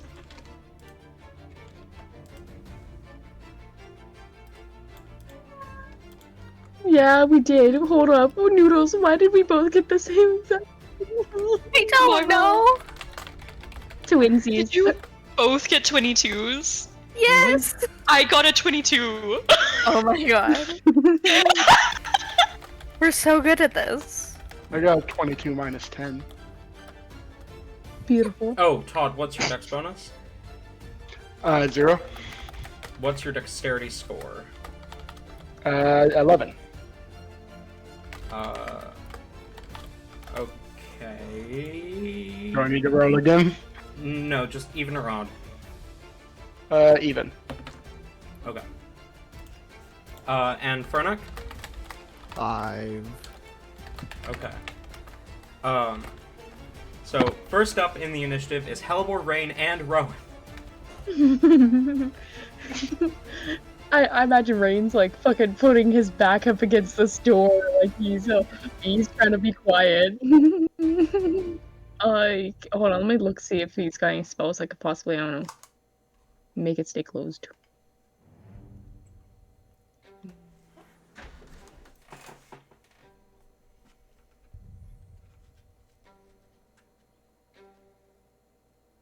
Hear me out. Oh, nope, don't do that, bad cat. Can't believe that You cat mother- dared to hear you out.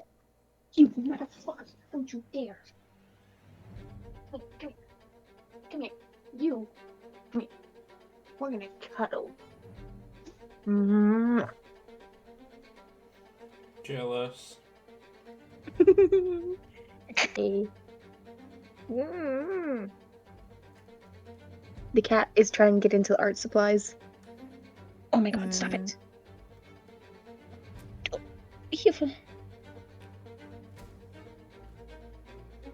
You are. I'm sorry, I'm stuck. I can't look at my character I sheet. feel like this is like Rain and Hellebore if their dynamics are reversed. Like,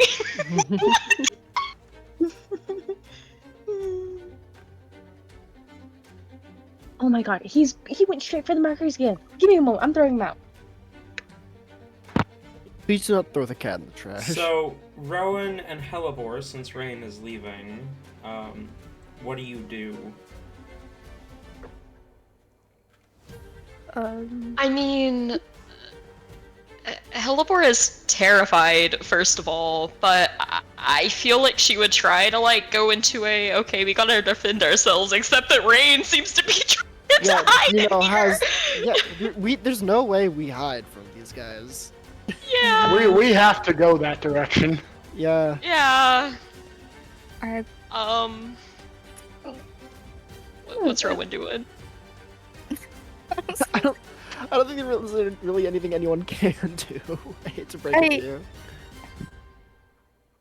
I think we just have to, like, go for it. I don't think we have another choice. Just, I hate to say it, but after closing the door, can Rain take this time to, throw open the chest? My God! You can use your action to attempt a lockpick, yeah? Yeah, we're doing that. I hate it here. You know you love. I can assure you I do not. That sounds like a you problem. That's gonna be an 18 DM. Problem? No, that's a plus. You get the chest open, and inside it is filled to the brim with gold. Rain is going to point to Fernic and just be like, I fucking told you! I don't see how moving the chest to a different room would cause the skeletons to animate. If I could have opened this elsewhere, we have to take this with us. No. I don't know. This is the mission. I couldn't come up with a better response. I was like, I gotta come up with something to come back with. Hell. It's like, nope. Many, like before the door was closed, like how many coffins were there where I could like get a guess on how many skulls? There were 8 coffins that Total. Fernic pinged as having undead within them. I mean, Okay.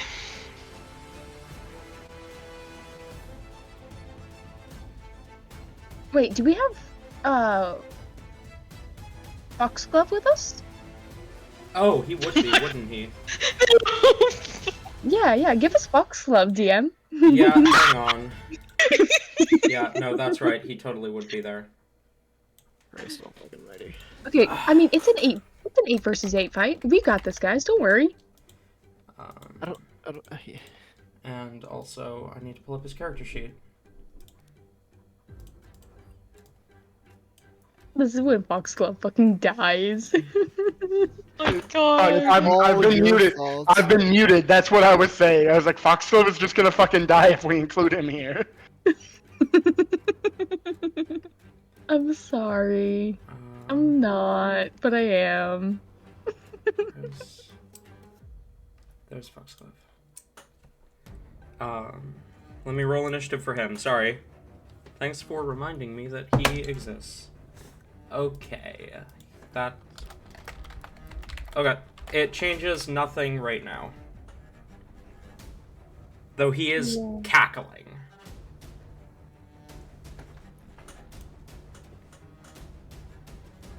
Isrin's turn over. Well, it was his action to unlock the chest. Is there Bonus anything else he's- action, activate Blade Song. Okay. Activating Blade Song. Anything else?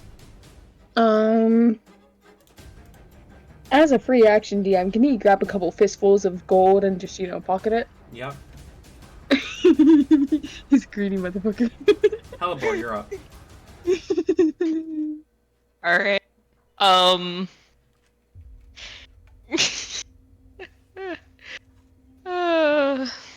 Well, whatever it's gonna take, I'm gonna need to open this door.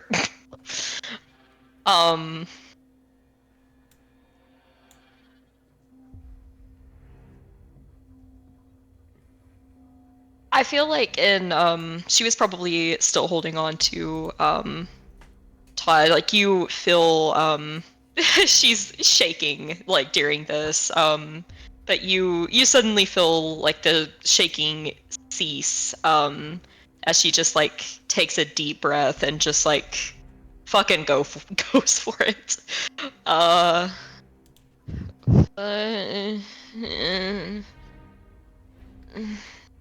15.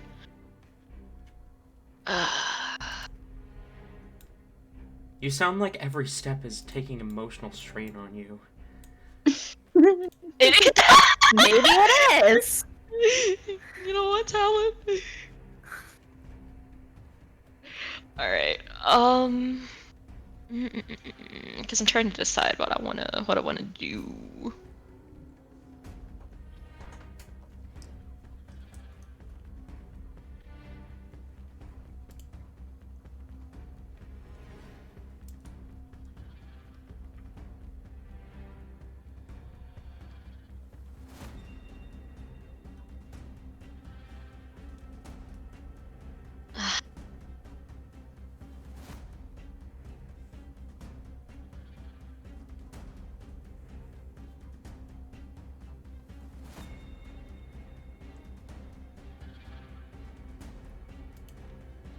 There's not a great amount of space in here.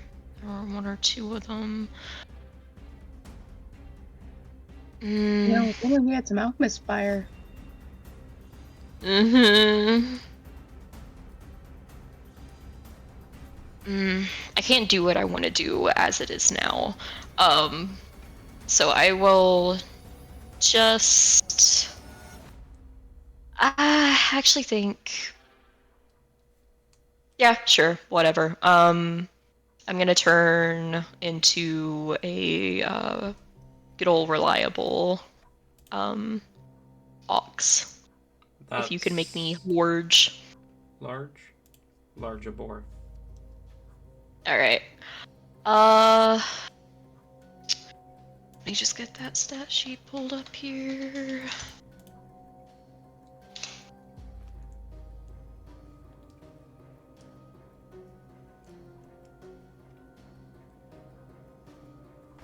Alright, I guess I'll just go for this one. For which one? Or actually...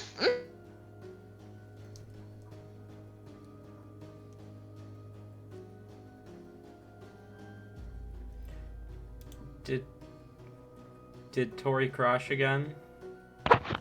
Very well might have.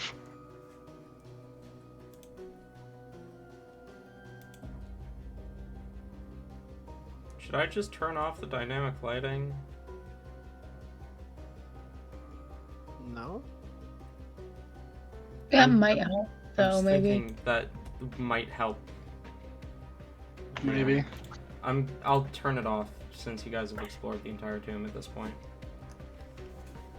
Dynamic lighting off. See, and that's why we explore everything, guys. That way the DM is allowed to turn off dynamic lighting. We're fucking Christ.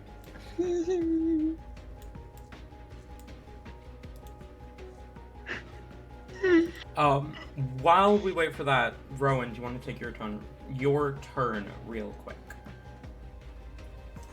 Sure. Since you would move on the same initiative as Hellebore. This isn't time. Please, for the love of God, just let me do this. Welcome back. Hi. I turned off dynamic lighting. I hope that helps. Oh, hey, yeah. I don't think that it's I'm almost positive it's my power cord. It's not, like, it's too low for this computer. But I ordered another one that will be here tomorrow, so yay. Yay. Nice. Anyways, that is, what I was gonna be saying is, I'm gonna... Ooh. With this new lighting I had, my plans would have changed. Oh shit. Whatever. It's fine. I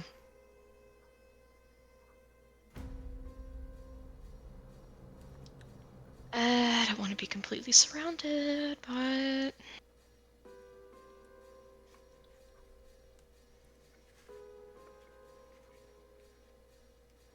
Okay, yeah, fine. Gonna go for this one. This Alright. individual that is right up here. And that is a 26 to hit. 26 definitely hits. Roll damage. Alright. I do need damage type. And you do an extra d6 of necrotic. Oh, because you are wild cool. shaped.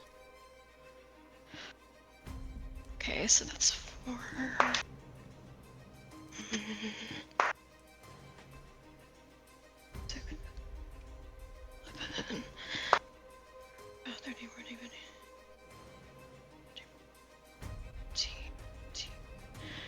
And then 25.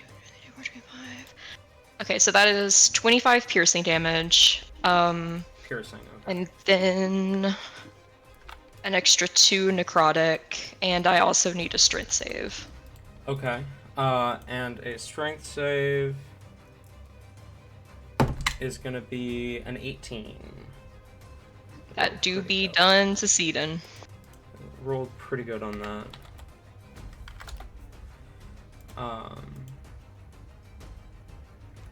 that brings us to Rowan. You're up.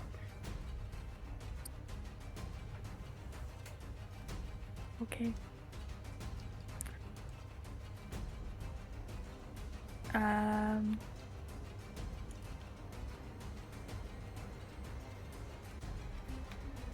They're gonna go right there, and then use a. They're gonna dash to get up to, like,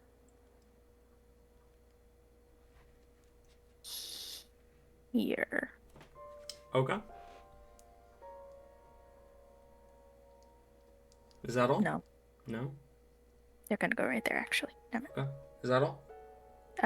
Yeah, that's all I can do. Okie dokie. Foxglove. Laughing maniacally, Foxglove says, They come! The ones, the souls, the dead, they come! And I'm rolling a wild surge. Oh god. You guys did this to yourself.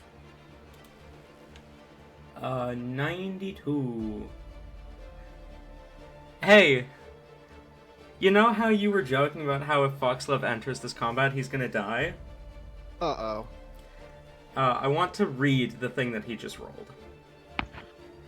If Fucking you hell. die within the next minute, you immediately come back to life as if by reincarnate. Nice. Beautiful. Oh yeah. So he's not gonna die unless he dies twice. Good to know. So we can throw him out as bait. Too Uh, bad. We don't know that he has that. As you see this wild magic kind of release out of him and then immediately wrap around him, you see he focuses after, and because he is now under that permanent charm, or not charm, that permanent calm emotions, he is able to actually act. Kind of realizing the situation going on, he's going to move 30 feet out here. And...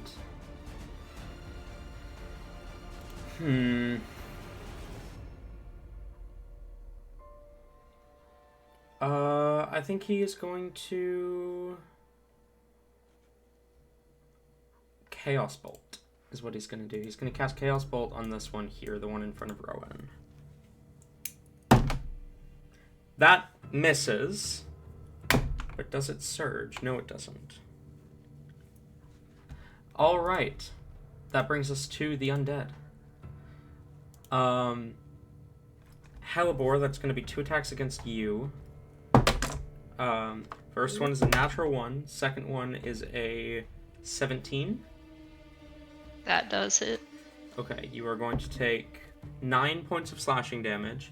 As the one that you hit swings at you twice in retaliation. And then the one in front of you, Rowan, is going to swing at you twice. It's a 16 and a 15. Only one hits. Alrighty, that's going to be also 9 points slashing damage to you. 5,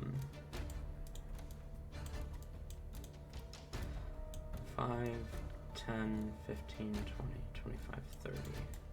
It was how much slashing damage? 9. Okay. And then these guys are gonna dash. 5, 10, 15, 20. God damn it. I was hoping I would get a turn before them. Todd. Well, I fucked up a lot of what I was gonna do, but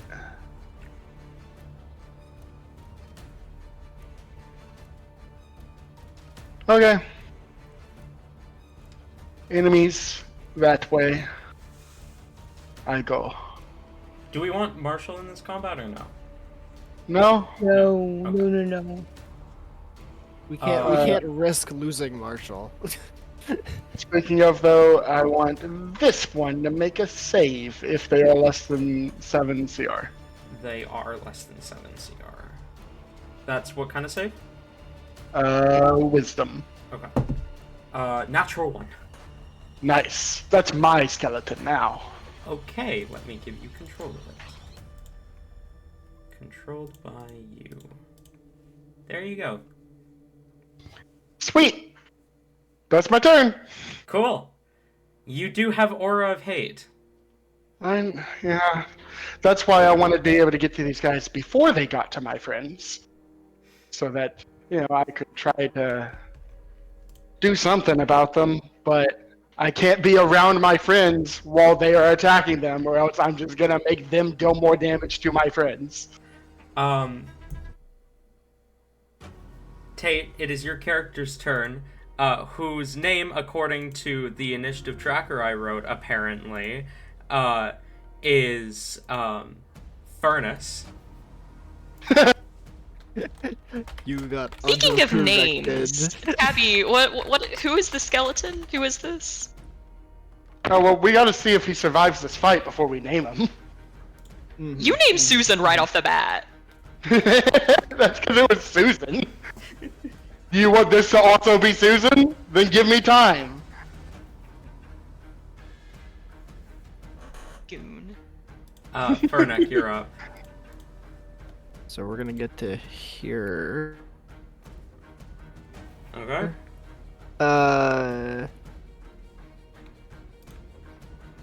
What can we do? I'm gonna mark this one as that will be to indicate that it's under Todd's control. Let's name it Ricotta. What?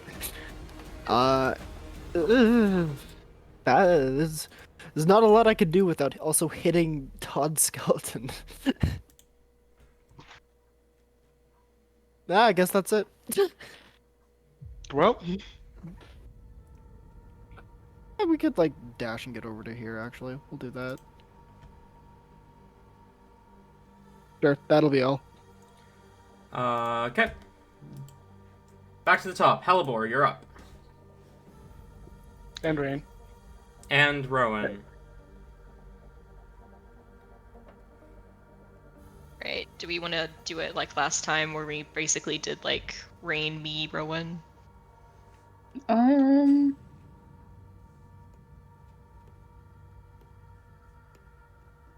Oh boy. Rain's gonna look out here and Rain's gonna peek out here, see what's going on here. Close the door. Rain just looks out there. Huh, you guys got this. I believe in you. Is that all of Rain's turn? Is that all he's doing? No, I'm gonna cast Fireball. Just give me a moment. Okay.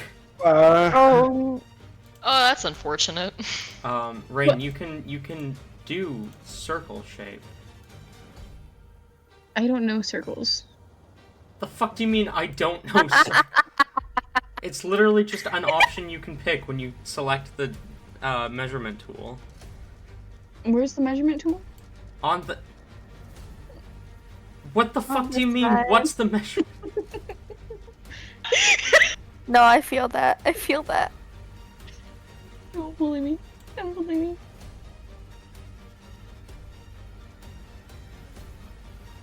Okay, no, don't go diagonal. You have to do it in a straight line.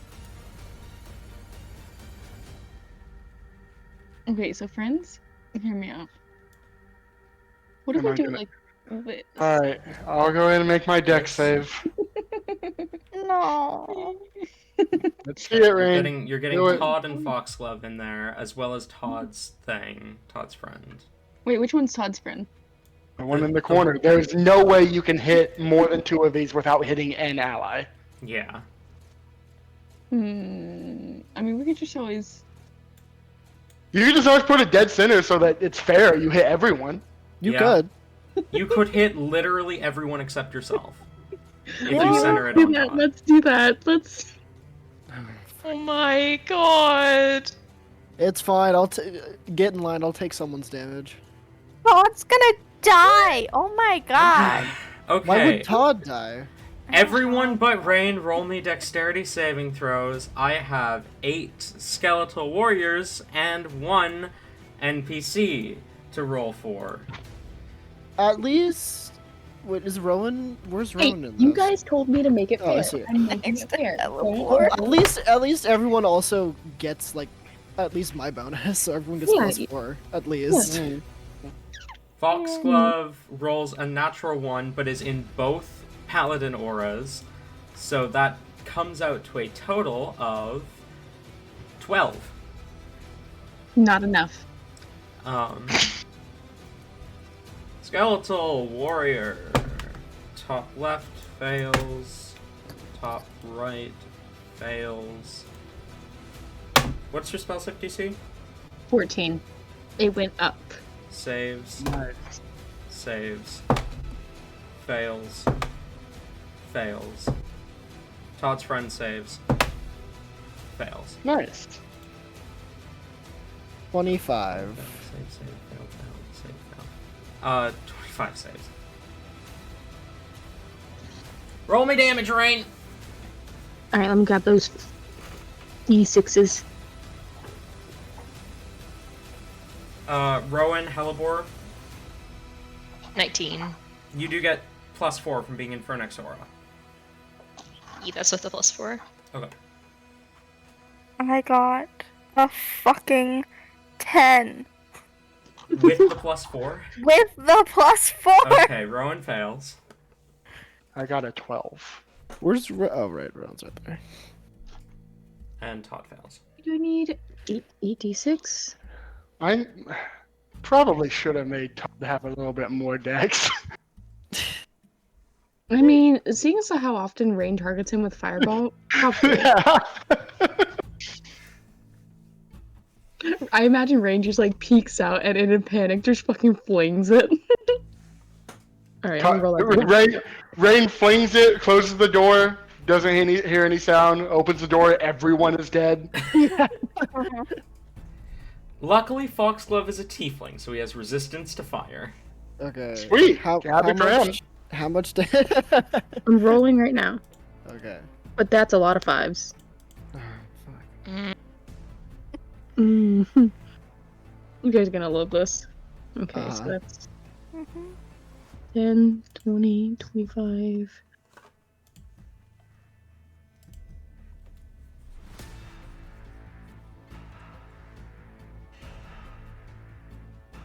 $30, 33 damage.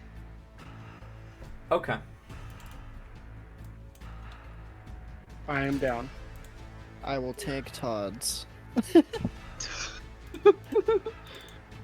I will take Todd's damage for him. So Todd is not down. No. It was How much? 35, right? Or 33. 30. I had 32 health left. So Todd takes Also, nothing. fuck, what was it? So half 17. of 33 would be, 17. So then you would take 40 damage. No. it's 66 divided by 2. So 33. Yeah. Wait, did you No, fail? No, I succeeded. Oh right. Sorry, my bad. Fucking. So it'll be 17 plus 33 or 50. So 25. 25. Yep. I think if Rain casts that again on next turn, we'll get out of this alive. No. No, because I can't take another one of those. How many times can you do that, Fernick? As many times as it has reactions. So as long as I'm alive, I can keep taking damage. What feature is that? Pardon? What feature is that? I haven't heard it. That is the fucking Redemption Paladin thing. Oh, that's your aura? That's my aura. That's cool. That's my aura. Aura.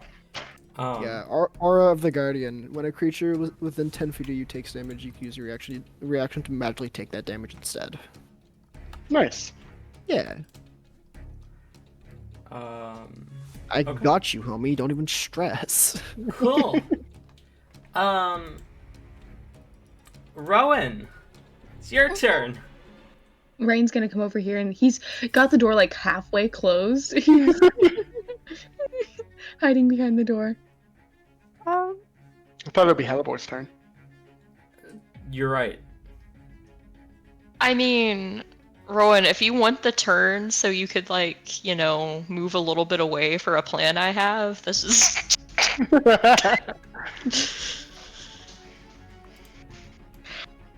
Also, Okay. Rowan, correct me if I'm wrong, or Noodles, correct me if I'm wrong. Your main weapon is a longbow, isn't it? I have both ranged and melee weapons. Okay, fair enough. I thought this out. I Okay. had a No, plan. No, you're good, you're good, you're good. I just... It's not a good plan, but I did something today. Can I just attack the skeleton that's right in front of me? You absolutely can. Roll that. Cool. I'm throwing away my computer. I hate this game. I take it that probably misses. It's a nat 1. You have another one, right? I want to point out to you that in the Adventures of Azius, we have a special rule for nat ones. If you want to break your weapon and crit, I don't! fair enough. You do have a second attack because you are a fighter. I'm gonna grab real dice and see if they treat me nicer. Fucking mood. This happens every time I play. Don't worry, Noodles. Even though your dice don't love you, I do. Rain?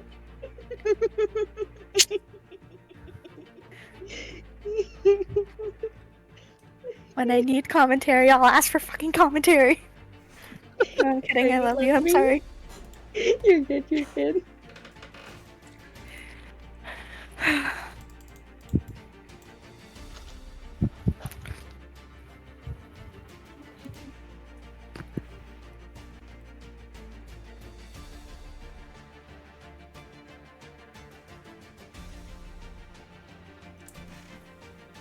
So how goes?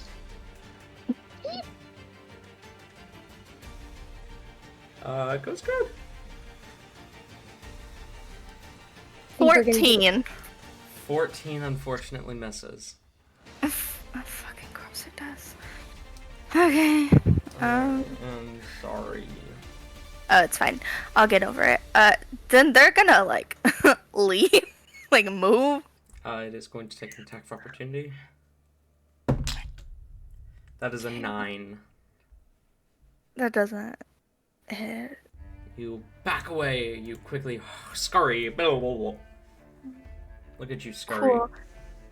I did so good, and then I'm gonna use my bonus action. Can I? Yeah, second wind. Yes. Does that work? Yes. Cool. Yes, you can. That's how that works. Alrighty. Great. Hellebore. Alrighty. Okay, so yeah,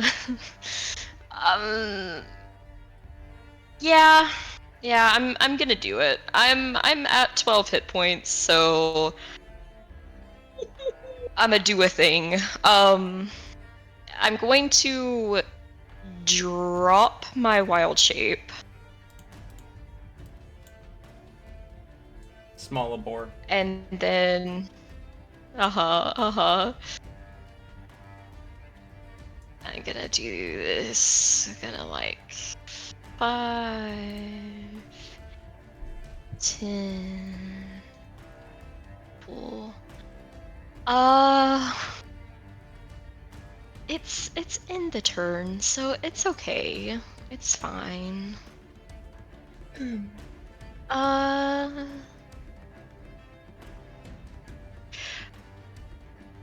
Alrighty, I'm gonna do on this row, like this row, I'm gonna do Wall of Fire. Okay. Down this. And I'm gonna designate this side to do the damage toward the other ones here. Up there? Yeah. That's Well, I mean, more I'm gonna do it like.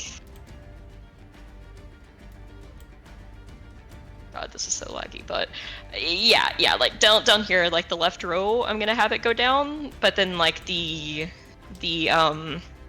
Angie side, the damage side, will be toward the other skeletons on the other side. Does that make sense? What? Okay. If they Can start you give their us like up or turn, down directions? if my computer would cooperate, yes. So the ones on the left row going vertical, That's a column. the wall of fire would be hitting all of those, Oh. and including my then skeleton. including your skeleton, yes. And if the angry side, the side that would be taking damage, would be towards you. Toward the other side. So towards Rowan. basically Towards everything. No, toward you. Okay, so literally everyone is going to take damage. Everyone except for Rowan and Rain. And yeah, wait. Is it 10 feet or is it 15? It's within 15 feet. So yeah. It's 10. Is it 10? Okay, I thought it was 10. I thought it was 15. It says 10. Yeah. Okay. Okay. Alright, so then But No, I can't. I don't have my reaction. I you can't. don't have your it reaction. is. I can't steal anyone more. I can't masochist people out of this. Okay. Alright. It does say when the wall appears, each creature above the wall may take a dexterity saving throw. But one side of the wall, the damage side, that only deals that damage to each creature that ends its turn within 10 feet. So if it's not in the direct line, if it's just on the damage side, it doesn't do that until the end of that creature's turn. It's not Okay. immediate, I don't think. Helibort, roll me damage. Okay. I can do that. And Just both of setting the fight one, this fire. I only rolled 2 saving throws. For now.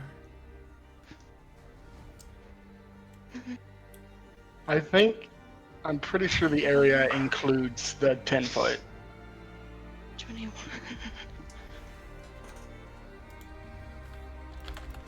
Oh wait. Yeah, I could see it being read as not including the 10 foot. That's up to the Hang DM. Create a wall of fire on a solid surface within range. You can make the wall up to 60 feet long, 20 feet high, 1 foot thick, or a ringed wall in 20 foot diameter, 20 feet high, 1 foot thick. The wall is opaque and lasts for the duration. When the wall appears, each creature within its area must make a dexterity saving throw. On a failed save, creature takes 5d8 fire damage, or half as much on a successful save. One side of the wall, selected by you when you cast the spell, deals 5d8 fire damage. It also says when it enters the wall. Well, no, same damage when it enters the wall for the first time or ends its turn there. Yeah. Yeah, I think that's. I think Tori's right. Yeah, I think Tori's right. That's how I'm gonna rule it, at least. That Tori's right. That's how Jason rules it. Okay, damage. I Tori. think that is not. I think that is not how we ruled it with Celsius, but I fully see that we might have misread it. Mm-hmm. Tori, damage. Yes, that is. I rolled 1 away from max. That's 37. Every single skeleton in the AoE dies, Okay, that's cool. including Todd's new friend.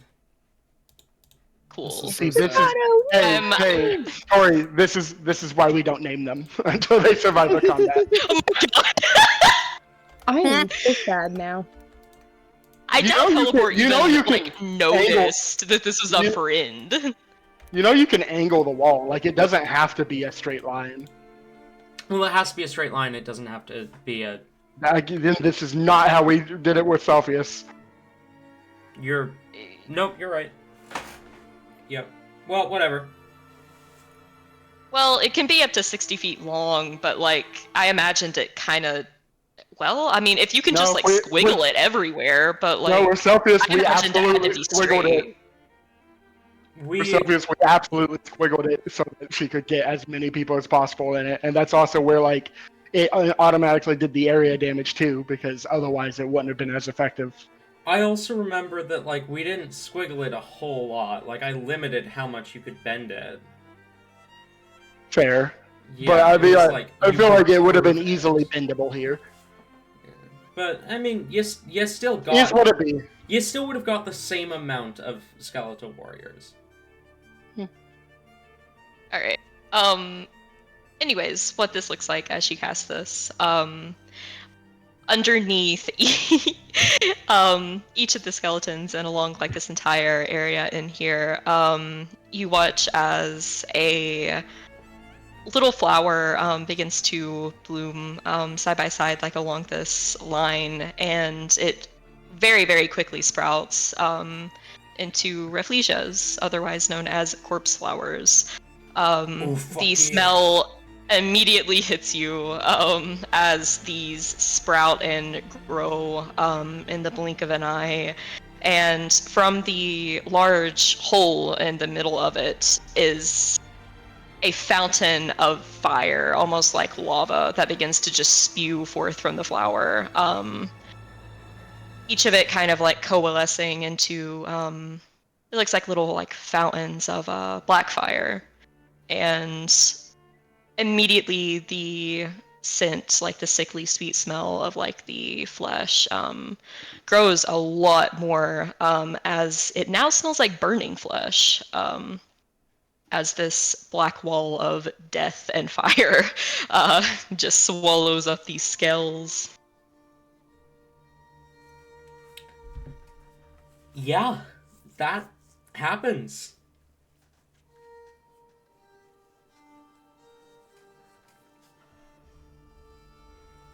Ooh, she's just a cute cat girl. Sweet. Okay. Foxglove's turn, right? Right? Yeah. So Foxglove begins to, or continues to cackle as he says, the stars, they burn, they die, they burn, they die, the stars, they burn! That is a wild surge. That is a 32. Oh! Okay. Immediately after saying that, Foxglove vanishes. Alright. Well, that gets rid of that problem. You love to see it. That brings us to the Dread Warriors. Oh, right, that's how wizards work. Fuck. One of them... Oh wait, I'm stupid. Could I have wild shaped again as my bonus action? Yes. Yeah.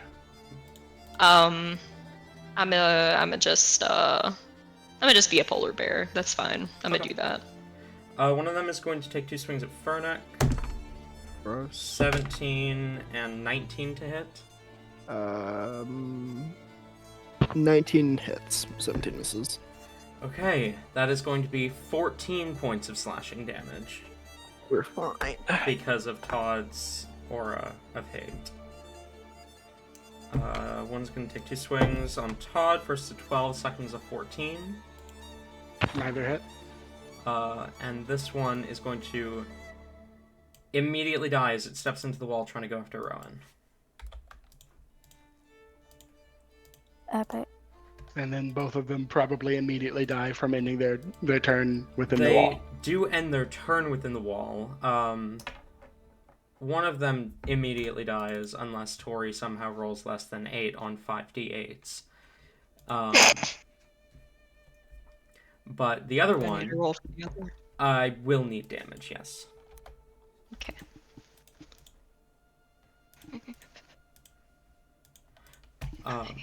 Oh, and that 8 comment, by the way, is assuming they save. They had 4 hit points.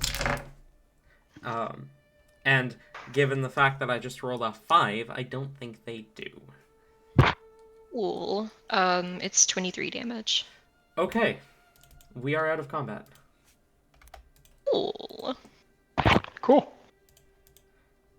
I'm gonna drop concentration on the wall of fire, by the way. I was about to ask.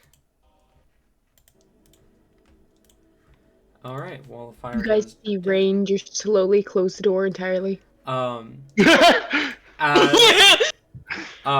6 seconds pass and Foxglove reappears. Yeah, hell yeah. The stars, they burn. They burn.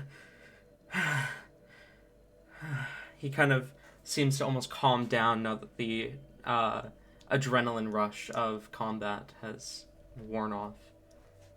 DM, I'm gonna DM you something real quick. Okay. Vernick is not looking great. What's Fernic at? On a scale of 1 to 67, he's about a 14. Oh no! But no, it's really funny because like Foxglove, he like starts screaming about the stars, they burn, they die, they burn, and then rolled. You are transported to the astral plane until the end of your next turn, after which you return to the space you previously occupied, or the nearest unoccupied space if that space is occupied. Amazing. Nice. Okay. Roll me, Oh god. Rain, a d20. Just a flat d20. 18. Okay.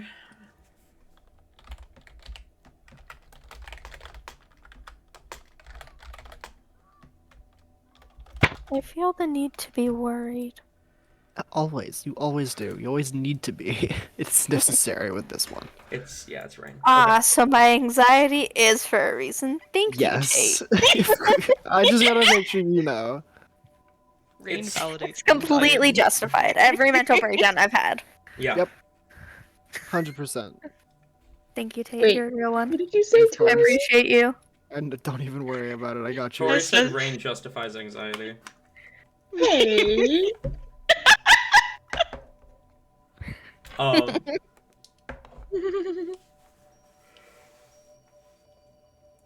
so, you guys open the door.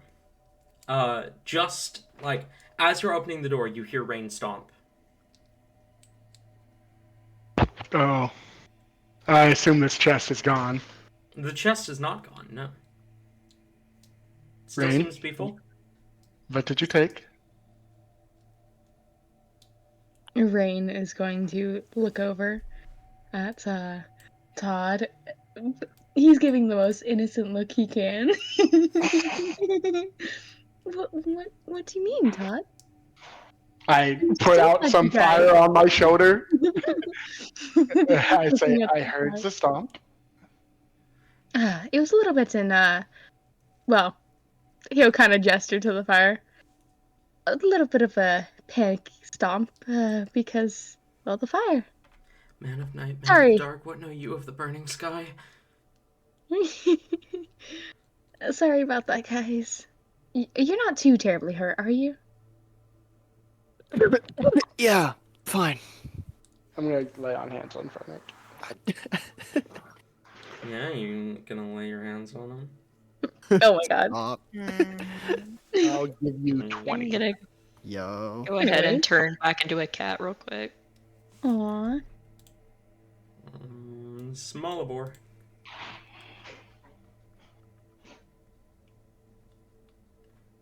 That's both of your wild shapes, isn't it?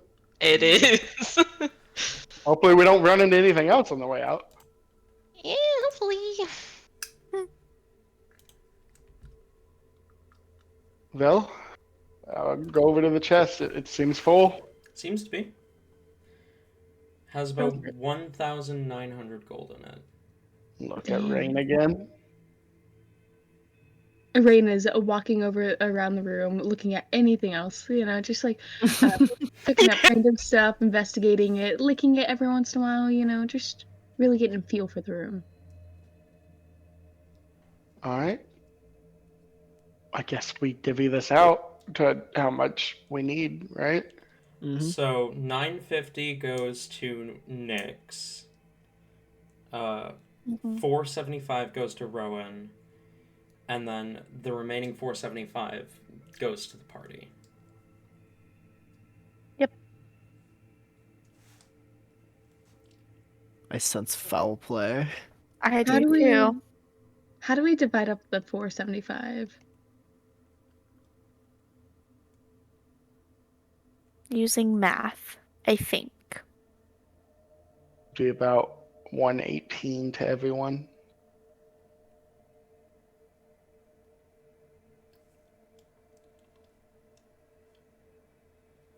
I'll take it. 475, So everyone add 118? 475 minus 118 minus 118. So if you divide 118 to each of you, that leaves 3 gold left over. I say all of us except for Rain gets one. Okay, so Hellebore, Furnek, and Todd add 119. Rain add 118. Rowan, you can go ahead and add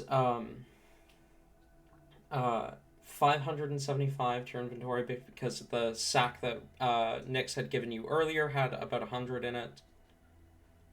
Oh yeah.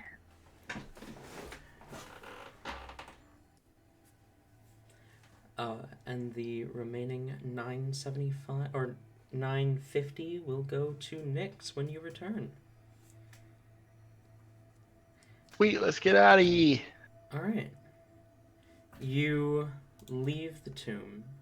I assume, Rain. Rain wants to check out the bodies first, like right before, just do a quick little loot, Okay. maybe take a bone or two.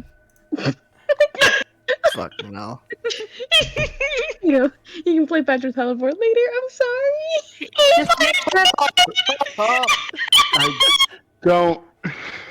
I actually don't think Todd would let you. Yeah, no, Todd Frederick would wouldn't try. give you. Todd would probably be trying to put the skeletons back in their coffins as much as he Please no, could. that was a joke. That was a joke. Okay. That's an I feel Ayla like- thing, not a Rain thing. All of them are basically ashes at this point. Yeah. They all got burned. Yeah, they are not super intact at the Can we moment. appreciate how Rain and Hellebore just No. like tag teamed that fucking fire duality there? Yeah, two AoE fire spells and they were all dead. Good job, Tori. Good job, Eve. So you put what remains of the corpses back, and make your way back to Wasaw City. Now we are about 15 minutes over end time, so we're gonna kind of speed run a little bit. But you make it back to Wasaw City, and going to the Shadow Drop results you with a note from the staff that just says, meet at her tower.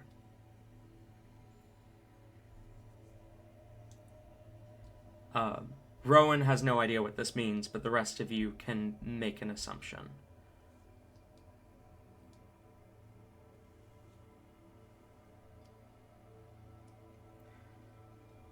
We go to Serena's tower. Do we leave Rowan at the thing? Then? Is this where we part ways, or? Does Rowan want to make the delivery of the 950 gold himself, or does he want to trust the party with that? Yeah. They're not trusting the party. All right. They are personally handing it to Nyx. Okay. Rain will write a note to Nyx and ask for Rowan to deliver it. Okay. I'll DM you what And- the note says in a minute. And the shield? No, not the shield. Rain wants to give the shield and the scarf. It has to be an even exchange. They both have to be there. It has to be like a one hand on each item, and then they both pull away and make sure no foul play is involved. Just to be clear, Nyx doesn't know we have the shield, does he? Nope. So how are you going to convince Nyx to meet you like this? Don't worry, we talked about it. Okay. You find Serena's tower. You have not actually seen the outside of it, I don't believe. No. But it's pretty obvious, considering it's the only wizard's tower in the city. It is the only abnormally tall tower that seems to almost snake upwards. And it's the only tower that seems to grow larger the closer you get to it. And there is no door anywhere on the tower.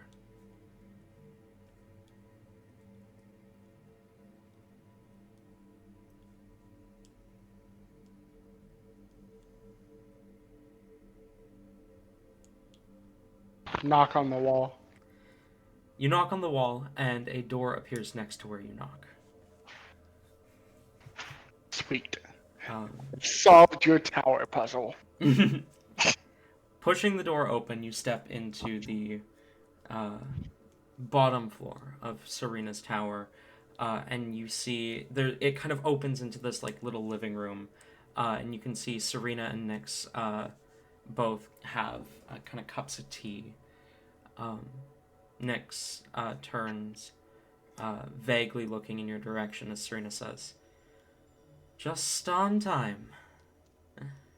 I believe this is yours," and she gestures at the dead body laying at her feet. Still dressed in Rain's clothes. Minus the scarf.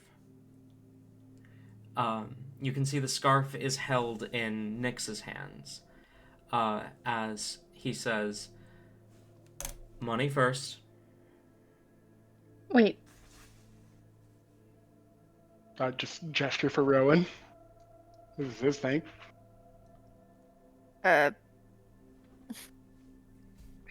Rowan walks over, hands it to Nyx, and looking Nyx dead in the face.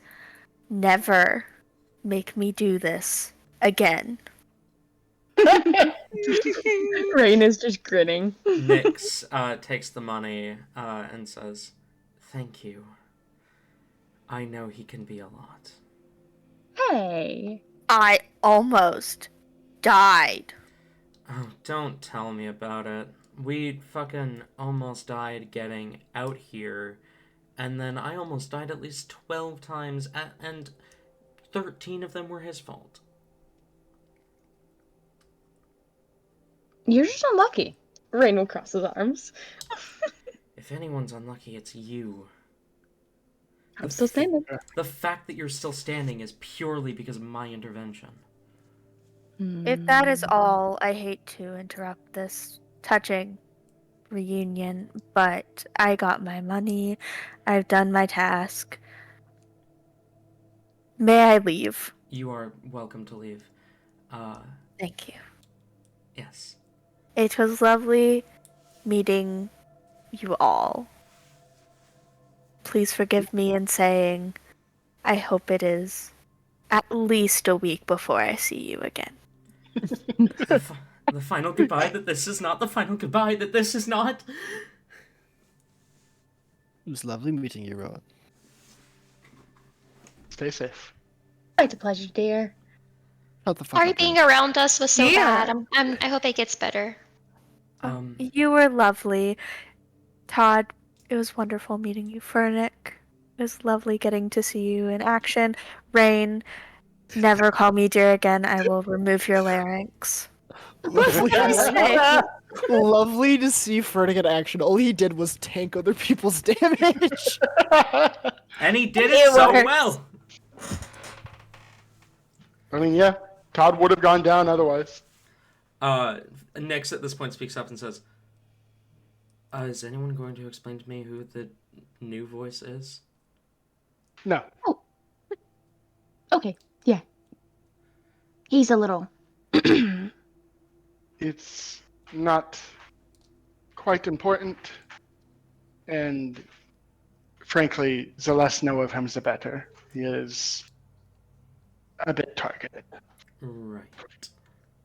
Speaking of targets, though, silly me, I forgot to give you your gift last time we spoke, Nyx. Gift? Silly of me. Yeah, do you want to see it? Oh. You Oh my feel God. Nyx's glare. Oh my god. What happened? Savage. Rain Nick's asked if blind. Nyx wants to see the gift. Nyx went blind after the attack on his people. Amazing.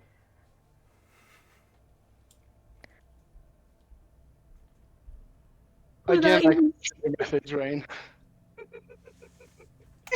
I'm sorry. Without even stumbling, Rain will just pull the shield out and just approach Nyx. Continuing on, he'll say, I figured it could be like a good get-together gift again. A little anniversary gift, whatever you want to call it. Here. Do you place it in his hands? You Yep. just hand him it? Okay. Yep. What happened to the exchange? Well, that was just a ploy. What are you talking about? You set the shield in his hands, and you see he kind of like feels it for a second. He's like, "What is this?" While he's feeling it, he kind of holds out the scarf to you. Rain will gladly take the scarf and wrap it around him. Kind of runs his hand over the shield. It almost feels like no. Rain, like tell me you didn't. It's a good gift, isn't it? Is this? Did you steal Lapitai from the Emperor? Oh my god. Not quite. You will find it to be more useful to you. Which, as a note, as soon as Nyx starts to feel it, it glows purple. Serena kind of looks at Nyx and says, Nyx, it's glowing. But it's not glowing the normal color. It's not glowing the... Rain. Looking. You found it?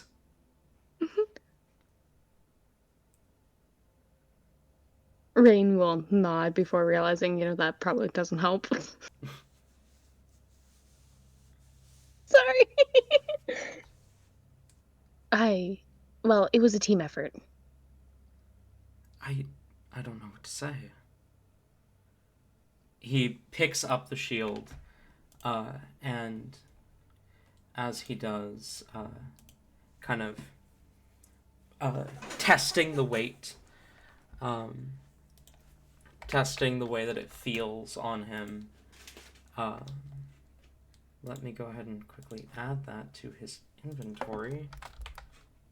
Rain will just say to Nyx, well, I've got something to say. Maybe it's time we stop running.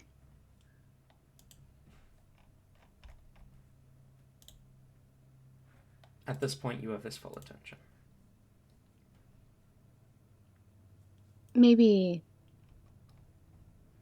it's time we do something more. You want to stop running. Rain will shrug again.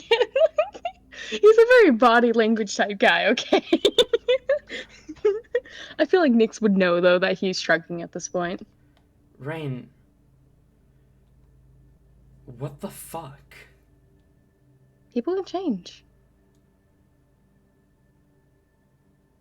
Rain, no, you want me to stop running. Me, No, who has not... To stop running. Nyx. Us? Let's... Rain, thank you for the shield, but there is no us. Not anymore. Not right now. But there will be again soon. Rain, I have nothing left to do but run. I wasn't running. But now, because of you, I have nothing left to do but run. But not only that, you've just given me the perfect thing to run with. As he kind of holds the shield a bit closer to him, you see his entire form shift as he casts disguise self using the shield. You might think what you're doing is running, but you're only helping. Don't worry, Nyx. You do exactly what you think you need to do. We'll take care of the rest.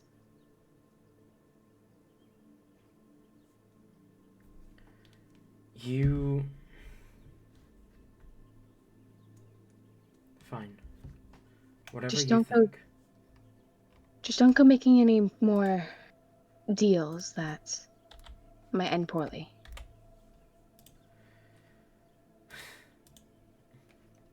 You're one to talk about deals. I know. And for what it's worth, I am sorry for how things turned out, Nyx. Rain.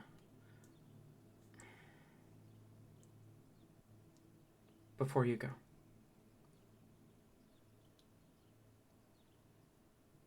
We aren't the only ones.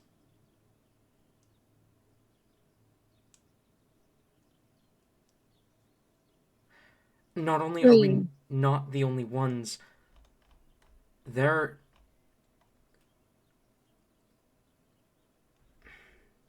On the attack, the night of the attack,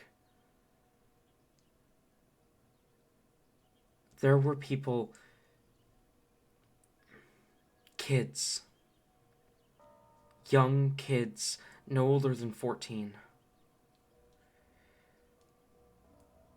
And they had crests that my people did not recognize.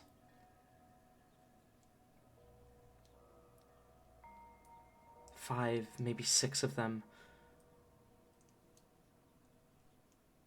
And this is exactly why we need to do something, Nyx. But I don't think it was them. No? Rain, who do we know that hates both of us, that uses kids?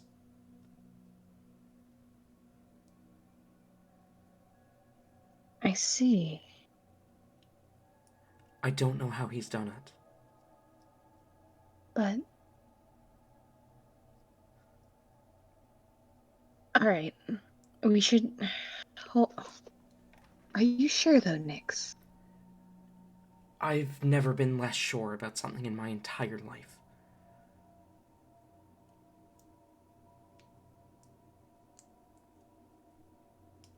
Alright, And then. you saw how I gave up when we tried to escape. But... Just...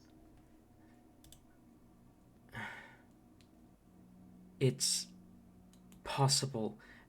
I have reason to believe it. The fighting style was so similar to the turf battles that I've had with him. If nothing else, those were his kids. We definitely need to look into it, then. I can't. Not in the state I'm in. I need to find a healer. I don't imagine you'll be able to look into anything. Rain, I'm going to fucking stab you. This has been an exciting exercise in deductive reasoning, but do you care to perhaps say a name? Philip. Nah, you guys will fail. I was gonna make them play for it. No, Rain.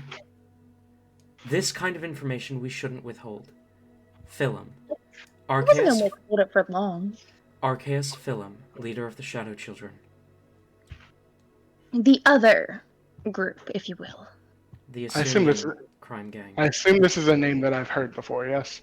The name Arceus Philum you probably haven't, but the Shadow Children you definitely have. They've been around for about 150 years in Asunia, the Cursed Land.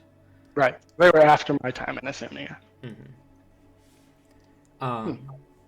As Nick says, if you go there, look out for them. But Asunia is our next destination, I believe. Well, We will be careful. just, yeah, be careful. They watch from the shadows. They basically rule the entire country. Like I did. Once. Rain moves to put his hand out on Nyx's shoulder, and for anyone who has eyes and can see, Oh Christ. sorry, for anyone who can see, they would notice that Rain goes to put his hand on Nyx's shoulder, but then drops it before it makes contact. At this point, Serena speaks up, and says, so... Anyone gonna tell me why your crazy friend has 3 souls? What? Excuse me? The one rambling about speaking names and... or hearing names and speaking voices? Yes, Serena, we thought that perhaps you could tell us more about him. I've never seen anything like this in my life. And that's saying something. I've been around for a while. Nor have I. Well, that's definitely saying something. I think you're probably older than I am, aren't you? I would be surprised if it was otherwise. Yeah. Well... If you can't help us, at least if you could point us in the right direction, we would very much appreciate it. Well, no, here's the thing, right? You're in luck. Because I think I am the only person who might be able to help. Voldemort's eyes immediately widen. Really? Because not only am I an archmage, but I am the archmage of necromancy. Soul magic is my whole thing.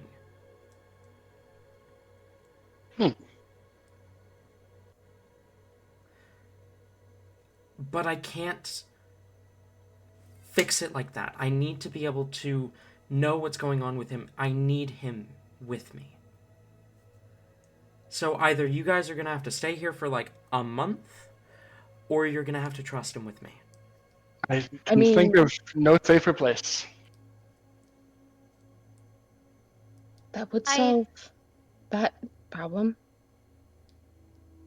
I believe that he would be safe with you here. I absolutely do think that it is obligatory that we tell you, though, that there is a group of people after him. It would likely put a target on you. If you're okay with those stipulations. I have like 12 targets on my back already. Oh, then now you'll have 13. 13 is my lucky number. Oh, I like that number too. Foxglove, are you okay with it? We should definitely ask you. I reside within the temple. I reside within the temple. I reside within the temple of the arcane. I shall reside. Sounds like a yes to me. Of the arcane. I shall reside. I shall. Are we finishing up soon? Because I need to go like pack and shit. Yes. Okay, good. Sorry. So, if you're leaving him with me, then take your body and get the fuck out. All of you. As she also turns and looks at Nyx as she says that. Right.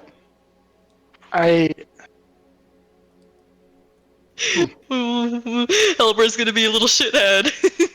I believe now would not be the time to ask for favors. They'll get out of your hair. Yeah, like, come back and ask for favors another time, but, like, I'm gonna be super swamped with whatever the fuck's going on with this guy. Indeed. So, Good luck. Yeah, Please favors aren't really in keep us- my... Please do keep us informed if anything is important with him. Yeah, I'll do that. I will pick up the body. I'll just send you Yes. a sending if anything comes up. Or I'll see if I can pull any other favors from the Council of the Archmages. All right.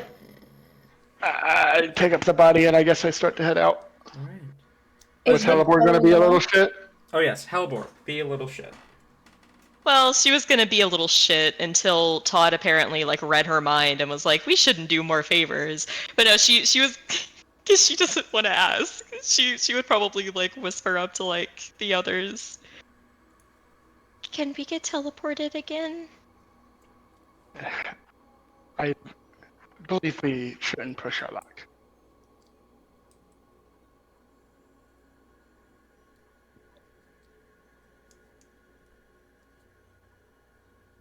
Cries and no mass transit.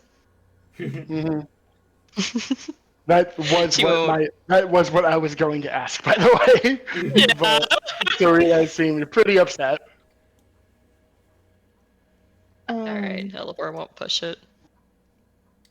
Rain will again, like, he goes to make contact with Nyx right before they leave, but decides to veer off course last second, and will proceed to leave.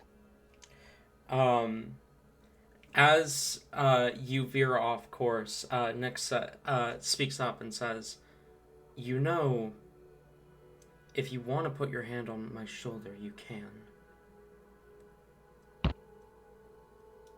At the preposterous idea of that, Rain is going to throw something at Nyx. What does Rain throw? Let me A find punch directly at his jaw. my knife. No, Um, probably. That's actions, not the inventory. Hold on. He'll just chuck like he'll scrounge around in his like component bag and just pull out this little bag of sand and just chuck it. Okay. You throw some sand. As you guys leave the tower, you see this kind of little little blue bird that had been perched up on top of one of the shelves flies down and lands on Nyx's shoulder as you guys walk out. Rowan is already gone by the time you guys get outside, and Nyx walks off without saying anything. As you guys stand outside of Serena's tower, the door no longer behind you, and the world at your fingertips, that's where we're going to end tonight's session. Thank you all for coming. Thank you especially Noodles for being a guest today. No problem. Thanks for having me, guys. Woo! Bitch, we need to get your ass in here permanently. That was a difficult tease you just did. I'm fuming. I'm sorry, I Tate. am so mad. You gotta wait till September. I'm going to kill someone. Can it be me? No. I mean, I love It will probably be Rain. Thank you for coming, both viewer and player. Especially thank you to our guest player Noodles. And I will see you all next week. Goodbye. Thank you, Tabby. Wow. Thank you, Fernick. Wait.